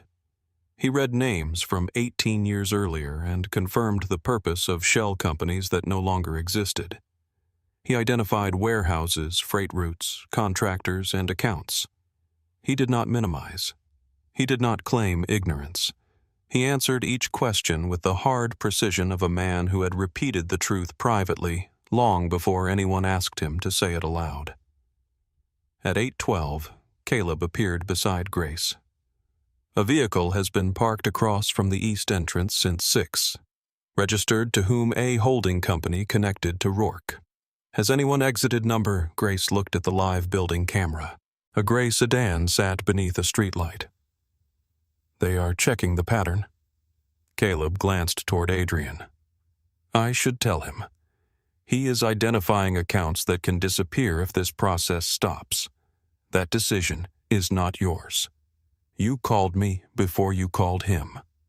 Caleb held her gaze. Grace lowered her voice. If the vehicle moves toward the service entrance, tell him. Until then, monitor it. A long pause. Caleb stepped away. At 9:03, the sedan circled the block. At 9:11, it parked on the north side. At 9:40, it disappeared. Grace did not feel relief. Vincent had seen what he expected. That was not the same as being deceived. At 10:17, her phone rang. Unknown number. Grace looked across the room. Adrian was speaking to Bennett. She stood and walked into the corridor before answering. Grace Harper. Vincent's voice came through softly. You are working. Yes. Such loyalty. It is called employment. He laughed once. You are in a room with federal agents. Grace looked through the glass wall. Adrian's back was turned. What do you want? I want to save you from a mistake. You already offered money? That was an insult. I understand that now. Good. Walk out of the building. Take nothing. Tell no one. In return, you remain outside what happens today. Grace kept her breathing even. And if I stay? Silence moved through the line. Then Adrian learns what it costs to care about someone. Grace's hand tightened around the phone. You keep talking as if people are objects. People become objects when they are useful. That explains why everyone leaves you. The pause that followed was colder than anger. You think he is different from me. I think he is trying to be. Trying does not clean blood.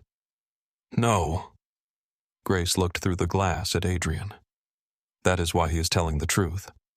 Vincent's voice lowered. The truth will not save him. It was never supposed to. The line went dead. Grace returned to the room. Adrian saw her face. Was it him? Yes. He stood. What did he say that I should leave the building? You should. He also knew I was with federal agents. Bennett looked toward her technicians. Trace, blocked through multiple relays. Adrian stepped closer. You are going back to the townhouse. Grace opened her mouth. An alarm sounded, not loud at first. A low mechanical pulse moved through the building. Then an automated voice filled the conference room. Attention! A possible gas leak has been reported beneath the east utility line. Begin controlled evacuation. Bennett turned toward the windows. Caleb was already on his phone. Grace looked at the building system. The evacuation signal spread floor by floor. Operations, legal, finance, executive support. Adrian's eyes went cold. This is him. Caleb ended the call. The city received an emergency report from Allied Utility Response. Bennett looked at him. Who owns it? A debt holding company purchased Allied last month. Grace knew the answer before Caleb said it. Rourke. Bennett moved to the command terminal. He is emptying the building. One of the federal technicians looked up. We have another problem. The final archive is still on the secure server upstairs. Adrian turned. I thought the transfer was active. The external breach forced the server into local authorization mode. Remote approval failed. How long to transfer 11 minutes once someone initiates it from the executive terminal? Bennett gave the order immediately. Send a team. The technician shook his head. The terminal requires Adrian's executive profile or Grace's administrative credentials. Adrian looked at Grace. No, she was already closing her laptop. You cannot go.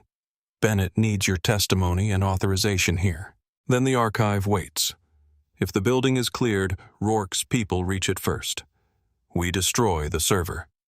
That destroys the evidence. Adrian stepped in front of her. I am not sending you upstairs. You are not sending me. Grace met his eyes. I am going because I can complete it. Bennett looked at Caleb. How fast can you secure the floor Grace and I can reach it through the service elevator before the evacuation reaches 58? Adrian turned toward him. You are not helping her. Caleb's expression did not change. I am protecting the evidence and the witness. She is not a witness. Grace looked at Adrian. I heard Vincent's threat. I received the bribe. I identified Ethan. I am already a witness. The evacuation announcement repeated. Adrian's control began to fracture at the edges. Grace. She stepped closer. I will not let him win because you are afraid. His eyes held hers. I am afraid because I know what he does. So do I now. Bennett looked at the clock. Go. 10 minutes. If the floor is compromised, you leave the archive. Grace and Caleb moved before Adrian could answer. The service elevator rose through the tower. Employees filled the main stairwells while emergency lights flashed over the floors. At 58, the doors opened onto silence. The executive suite looked untouched. Breakfast sat outside Adrian's office. Coffee cooled beside a covered plate. Grace crossed to her desk and entered her credentials. The server requested local confirmation. She approved it. A progress bar appeared. Evidence transfer initiated. Estimated time 11 minutes. Caleb checked the corridor. Lock the outer doors. Grace activated the security system. The glass walls turned opaque. The north corridor sealed. The transfer reached 4%. Caleb's radio hissed, then went silent. Signal interference, he said. A metallic sound echoed beyond the outer office. Not from the elevator. From the service passage. Caleb drew his weapon. They are already here. Grace looked at the progress bar. 7%. Caleb moved toward the corridor. Stay behind the desk. If I tell you to run, use the records exit. He disappeared through the security door. Grace heard a muffled impact. Then 2 shots. The sound was contained by the thick walls, but she felt each one through the floor. The transfer reached 12%. Grace opened the building controls. The executive suite had systems ordinary employees never saw. Independent power, emergency locks, fire controls, opaque glass. Adrian kept physical override codes inside a paper file because he did not trust digital systems during breaches. Grace found the file in the drawer where she had seen him place it weeks earlier. Another shot sounded. The corridor camera went dark. Grace entered the first code. The north conference room sealed. A warning appeared. Movement detected inside. One of Vincent's men had entered before the lock engaged. Grace activated the opaque glass around him. The room vanished into white privacy panels. A fist struck the door from inside. The transfer reached 18%. Caleb's voice came through the internal scheduling line. Grace, she picked up. I am here. 2 men in the corridor, 1 contained. Vincent is not with them. Where are you, security passage? A crash interrupted him. The line went dead. Grace sent a building-wide test notification through the calendar system. Conference room 3, north side. Caleb would understand. The outer door shuttered. Someone was forcing the manual lock. Grace triggered fire suppressant in the north corridor. White vapor filled the camera feed. A figure moved through it. Then another. The transfer reached 27%. Her personal phone rang. Adrian, she answered. Where are you in your office? I know that. Is Caleb with you? He is in the north corridor. Leave now. The transfer is at 28%. Leave it. No. Grace, listen to me. The outer lock cracked. She looked toward the private records room. A shadow moved behind the frosted glass. Someone had entered from Adrian's secured side passage. Adrian. Her voice changed. He heard it. What they are inside. The records door opened. Vincent Rourke stepped into the office. He wore a dark wool coat and black gloves. Snow had melted across one shoulder. He held a pistol low beside his leg. His expression was calm, almost disappointed. End the call, he said. Adrian heard him. Rourke. Vincent smiled. There you are. Grace did not move. The transfer continued behind her. 31%. Adrian's voice came through the phone. Do not touch her. Vincent approached. You built a fortress and gave the keys to a woman who smiles at strangers. Grace held the phone away from him. Vincent struck it from her hand. It hit the wall and broke apart. He took her by the arm and pulled her away from the terminal. Grace twisted free once. He caught her again and slammed her against the glass. Pain burst through her shoulder. Beyond the window, Chicago stretched beneath falling snow. Vincent pressed the pistol against her ribs. You had $43 when you entered this building. Grace stared at him. He smiled. Ethan copied more than schedules. Her address, her payroll, her bank information, every weakness reduced to a file. One smile, Vincent said. That was all it took. The reinforced outer door shook under a heavy impact. Adrian's voice reached them from the corridor. Vincent. The sound of it changed something in Rourke's face. Satisfaction. He raised his phone and placed Adrian on speaker. "Deactivate the transfer," Vincent said. Adrian answered from the other side of the sealed door. "Let her go. Give me the executive key. You can have the company." Grace turned her head. Vincent watched her reaction. Adrian continued. "The properties, the accounts, every active contract. I sign them over and you walk out without her." Vincent laughed softly. "You spent 18 years pretending this tower meant you escaped me. It never did. The answer came without pride. Then why offer it?" A pause. Grace knew before Adrian spoke. "Because she matters more." The words moved through her with more force than fear.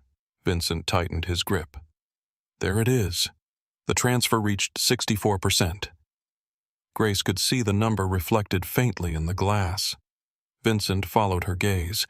He dragged her closer to the terminal. "Stop it." "No." The pistol pressed harder against her side. "You think he becomes good because he wants you?" "No." Grace forced the words through shallow breaths. "I think he becomes honest because he is finally willing to lose." The outer door shook again. A crack appeared near the frame. Vincent looked toward it. Grace studied the desk controls.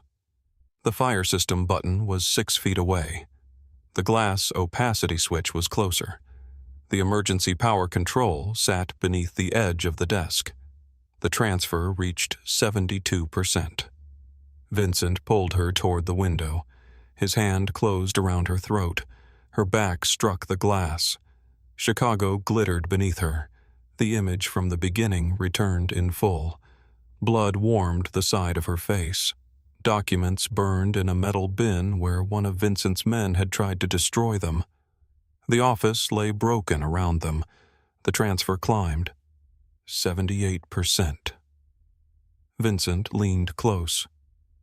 Tell Adrian the girl with $43 cost him an empire. Grace looked into his eyes. Then she smiled. The same small smile she had given Adrian 8 weeks earlier. Vincent's expression changed. "Why are you smiling?" "Because you still think this room belongs to you." Grace drove her heel into the emergency switch beneath the desk. The lights died. Opaque glass flooded white across every wall. Fire suppressant burst from the ceiling. The magnetic locks released. The outer door crashed open. Gunfire exploded through the darkness. Vincent pulled Grace sideways. She dropped her weight and struck his wrist with both hands. The pistol fired into the glass. A white fracture spread across the window. Adrian reached her through the smoke. He caught Grace around the waist and dragged her behind the overturned desk. Another shot sounded. Adrian's body jerked. He fell against her. Adrian. His hand went to his shoulder. Blood spread between his fingers. Grace pressed him to the floor. Across the office, Caleb tackled one of Vincent's men. Federal agents poured through the service corridor. Bennett shouted commands. Vincent moved toward the server. Grace saw the gun near his foot. She grabbed the broken leg of a chair and swung it against his wrist. The weapon slid across the floor. Vincent turned toward her with murder in his face. Caleb struck him from behind. They crashed against the conference table. Agents forced Vincent down and locked his hands behind his back. The office fell into a strange silence. Only the fire system continued hissing. Grace looked at the screen. The transfer reached 100%. Archive received. Adrian's blood soaked through her hands. She tore off her scarf and pressed it against the wound. He looked at her face. "Are you hurt? You do not get to ask questions while bleeding on your own carpet."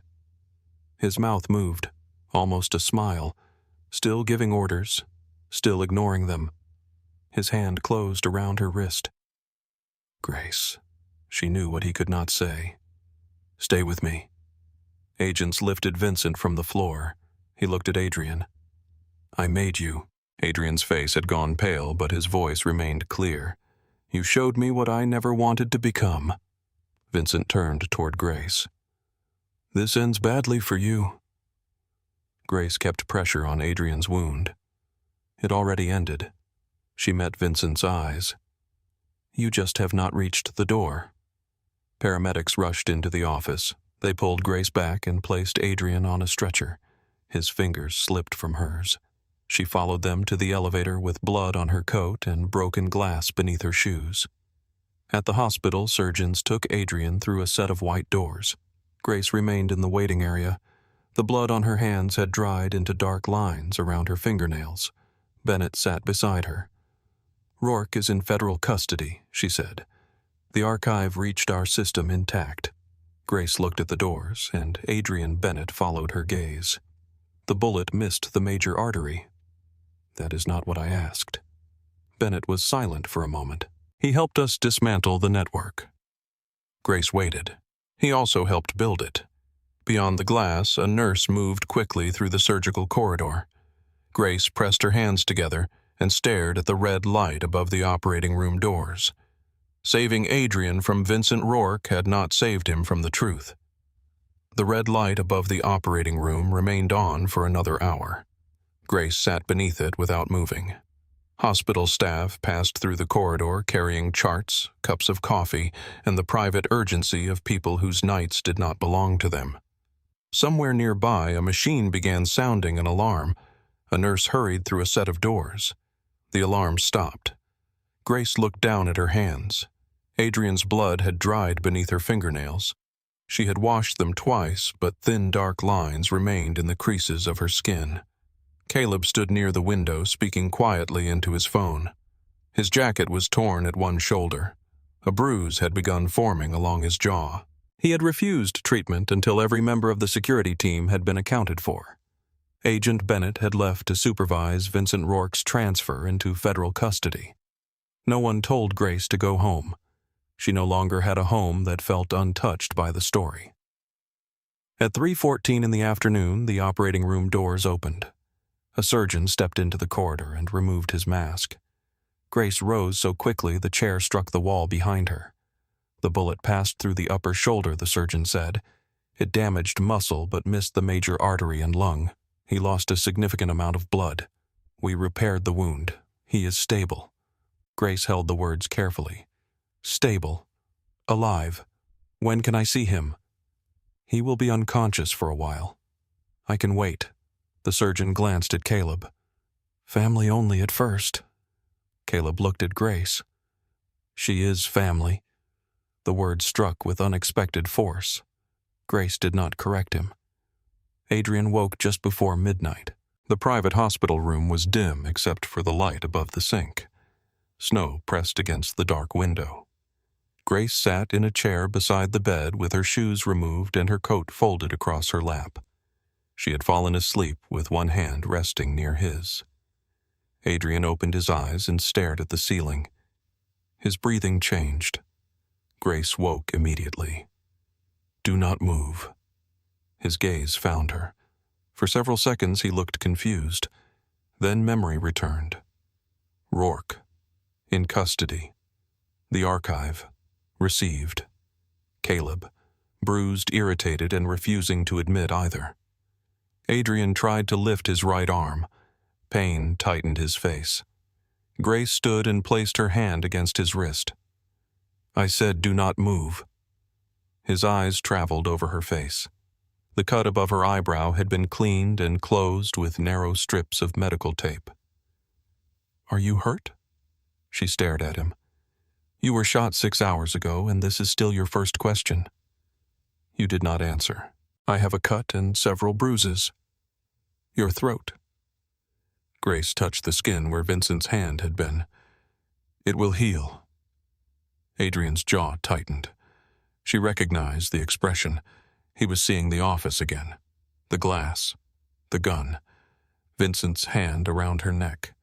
Grace sat beside him. He is gone. He reached you because of me. He reached me because he chose to. I brought you into the building. I accepted the job. I knew what the company had been. I knew enough to leave after the envelope. You should have. Grace's eyes hardened. Do not do that. What? Do not turn my choices into your guilt, because guilt feels easier than accepting that I stayed. Adrian looked away. The heart monitor marked the silence between them. "I offered him the company," he said. "I heard you. I would have given him everything." "I know." His eyes returned to hers.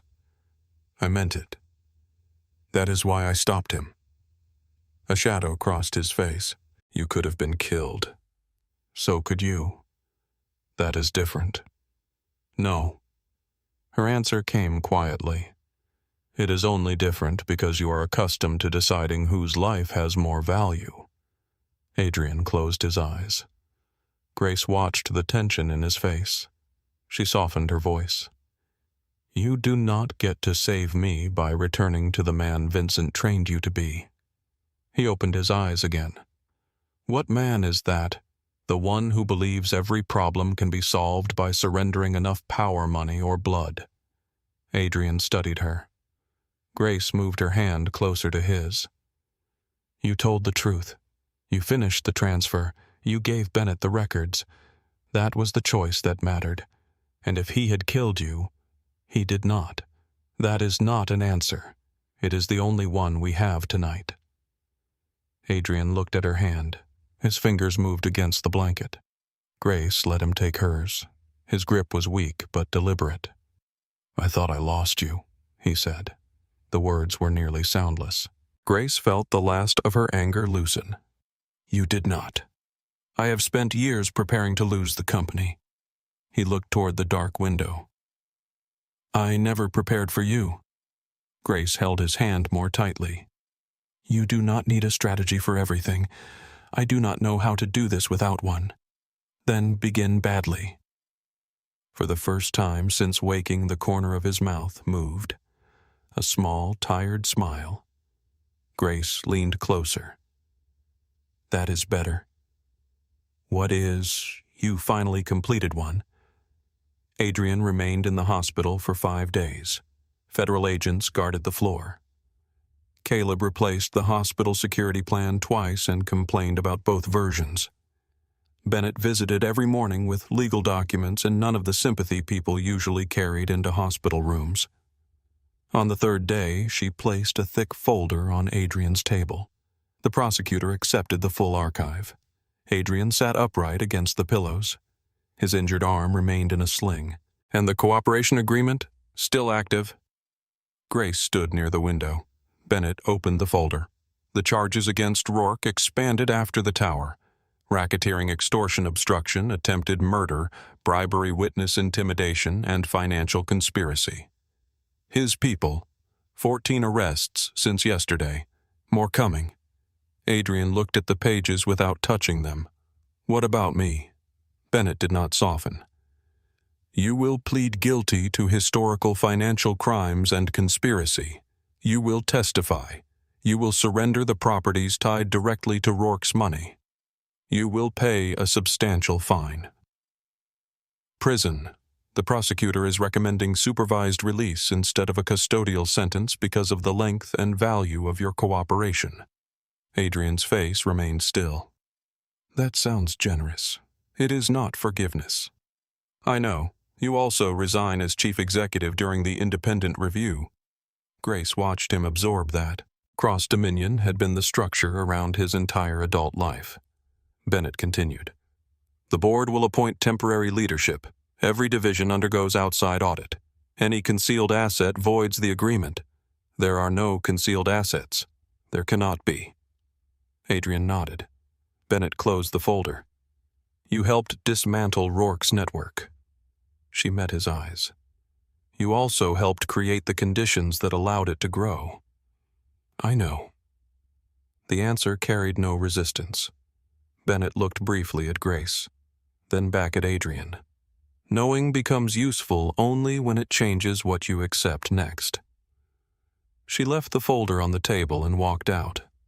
Adrian stared at the cover. Grace waited.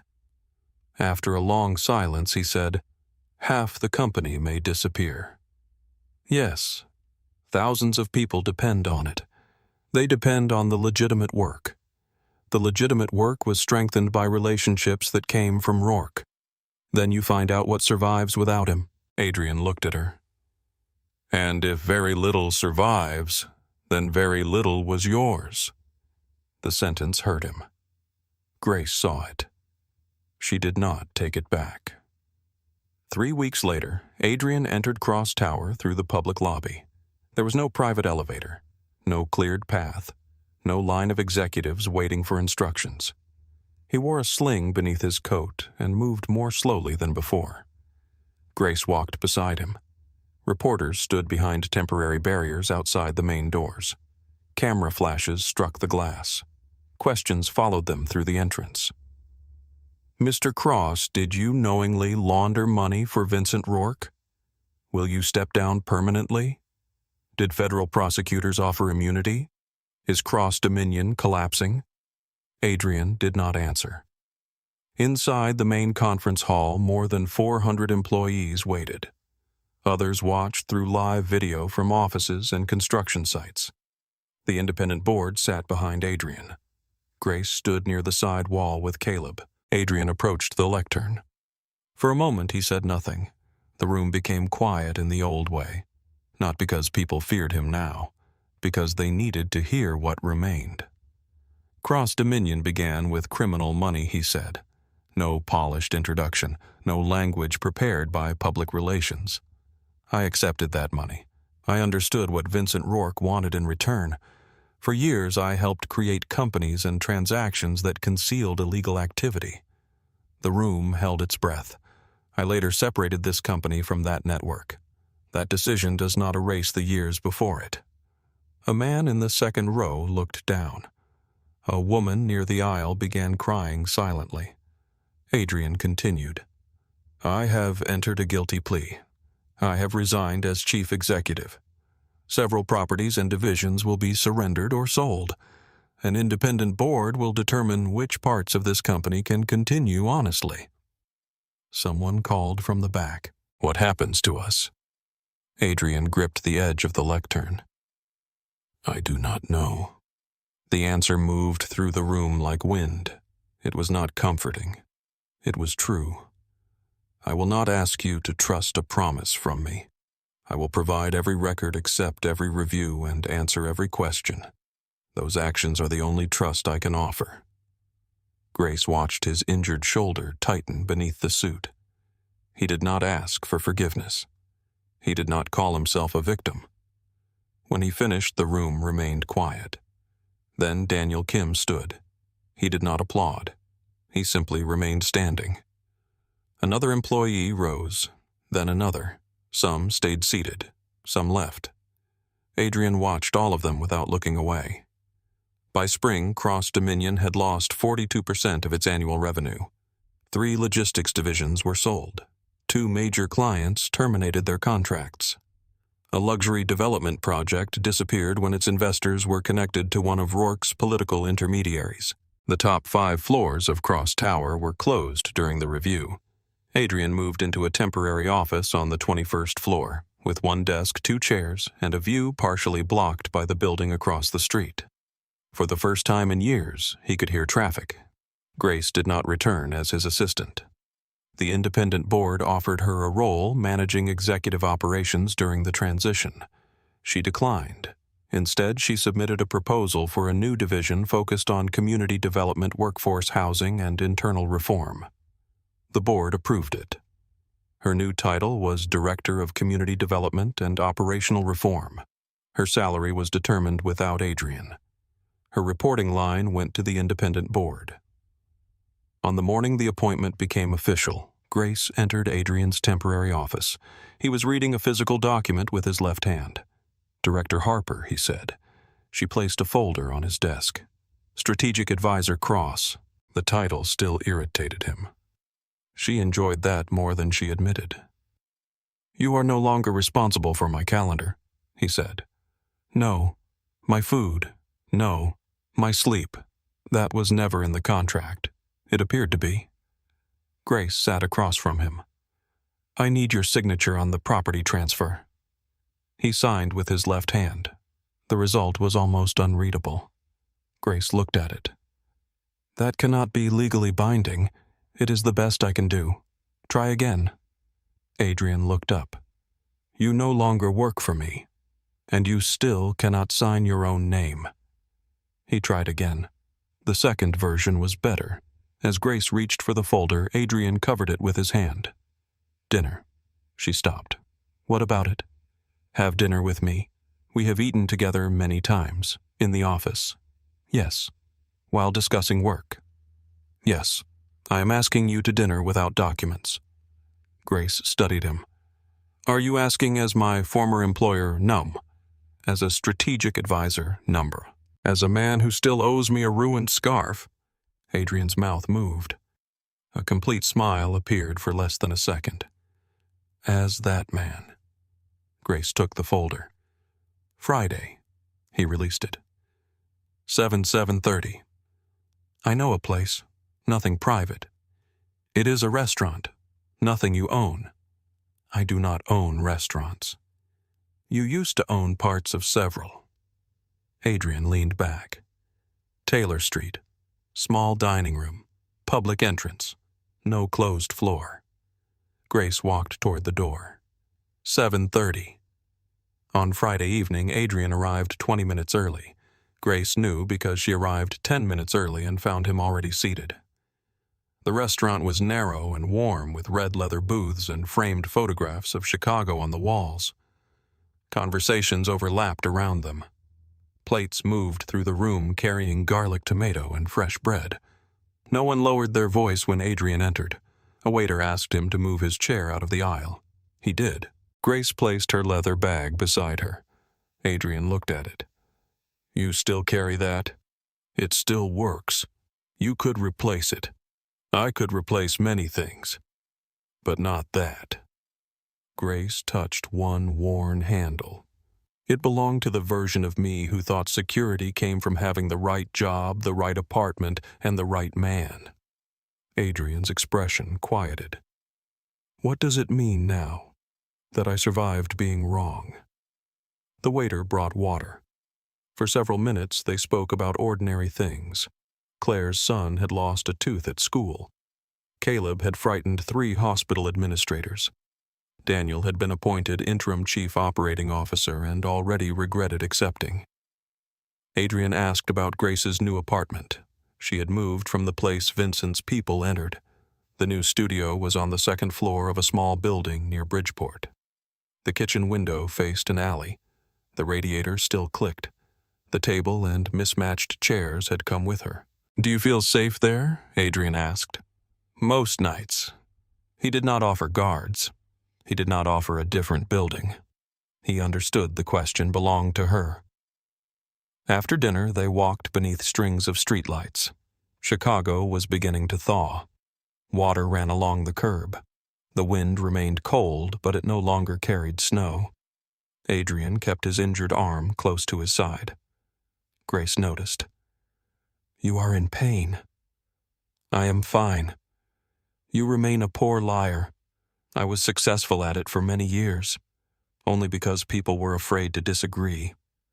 They stopped near a quiet corner. Adrian looked at her. "I noticed your smile first." Grace folded her arms. "That sounds dangerously close to a rehearsed line." "It is not a good line." "No, it is true." He stepped closer, leaving enough space for her to decide whether the distance remained. The smile made me curious. "Your work made me trust you. The way you challenged me made it impossible to lie to myself comfortably." Grace's voice softened. "And what made you love me?" Adrian answered without looking away. "You saw what was good in me without pretending the rest was not there." The city moved around them. A bus passed. Someone laughed through an open restaurant door. Grace reached for his hand. "That answer can stay." He bent toward her slowly. Grace closed the remaining distance. Their first kiss did not happen in the tower beside a gun or beneath the weight of a life-and-death promise. It happened on a cold Chicago sidewalk, while traffic moved past them and no one stopped to watch. Adrian kissed her carefully at first. Grace placed one hand against his coat and felt his heart beating beneath it. When they separated, he rested his forehead against hers. I have wanted to do that for weeks. You had several opportunities. You were my employee. You were also emotionally damaged. I remain emotionally damaged. Yes, Grace smiled. But now you have fewer floors. 6 months later, Grace stood on an empty South Side property wearing a construction helmet. The land had once held an abandoned warehouse tied to one of Rourke's shell companies. The federal settlement transferred it to Cross Dominion under the condition that it be used for community development. Grace's proposal replaced the warehouse with affordable apartments, a child care center, small business spaces, and a trade apprenticeship program. The project would not carry Adrian's name. The board named it Harper Yard. Grace objected during 3 separate meetings. The board ignored her. At the groundbreaking ceremony, workers gathered beside neighborhood families, city officials, and former Cross Dominion employees, now helping rebuild the company. Adrian stood near the back. He no longer occupied the center of every room. Grace approached the microphone. A reporter called out before she could begin, "Ms. Harper, is it true that one accidental meeting changed your life?" Grace looked toward Adrian. He wore a dark coat and no expression prepared for cameras. Then she looked at the exposed ground behind her. Concrete forms waited inside the earth. "A wrong turn opened a door," she said.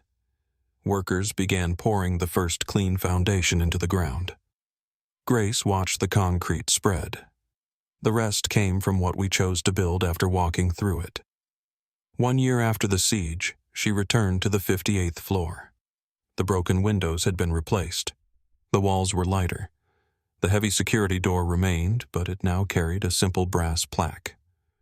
Adrian Cross, Strategic Advisor. Grace stopped outside it. Adrian opened the door from within. "You were going to knock. I was considering it. That would be new." She entered. The office had changed. The enormous desk was gone. So was the dark conference table. 2 smaller work areas stood near the windows. The shelves held project files instead of hidden records. Grace walked toward the section of glass where Vincent had held her. For a moment, the room disappeared. She felt his hand around her throat. Heard the gunshot. Saw Adrian fall. Her breathing became shallow. Adrian stopped several feet away. "Do you want to leave?" Grace placed her fingertips against the glass. The city spread beneath her. Cross Tower still stood over Chicago, but it no longer felt like the whole world. "No." Adrian waited. He did not touch her. Grace turned and reached for his hand. Only then did he move closer. "I thought losing this company would destroy me," he said. "What changed?" "I learned the company was not what I was trying to save." Grace looked at him. "What were you trying to save?" Adrian's eyes held hers. "The possibility that I could become someone who deserved the way you looked at me that first day." Grace smiled, the same small, honest smile that had crossed an unmarked door when she had $43 and no idea who stood behind it. This time Adrian smiled back. Fully. Later that evening, Grace returned to her apartment and opened the bottom drawer of her desk. Inside lay a folded piece of paper. It was the screenshot she had printed on the morning of her interview. Available balance, $43.18. Beside it rested the key to her apartment and a photograph from the Harper Yard groundbreaking. Grace looked at the number for a moment. Then she closed the drawer. Outside, the city lights came on one window at a time. Across Chicago, concrete settled into clean ground.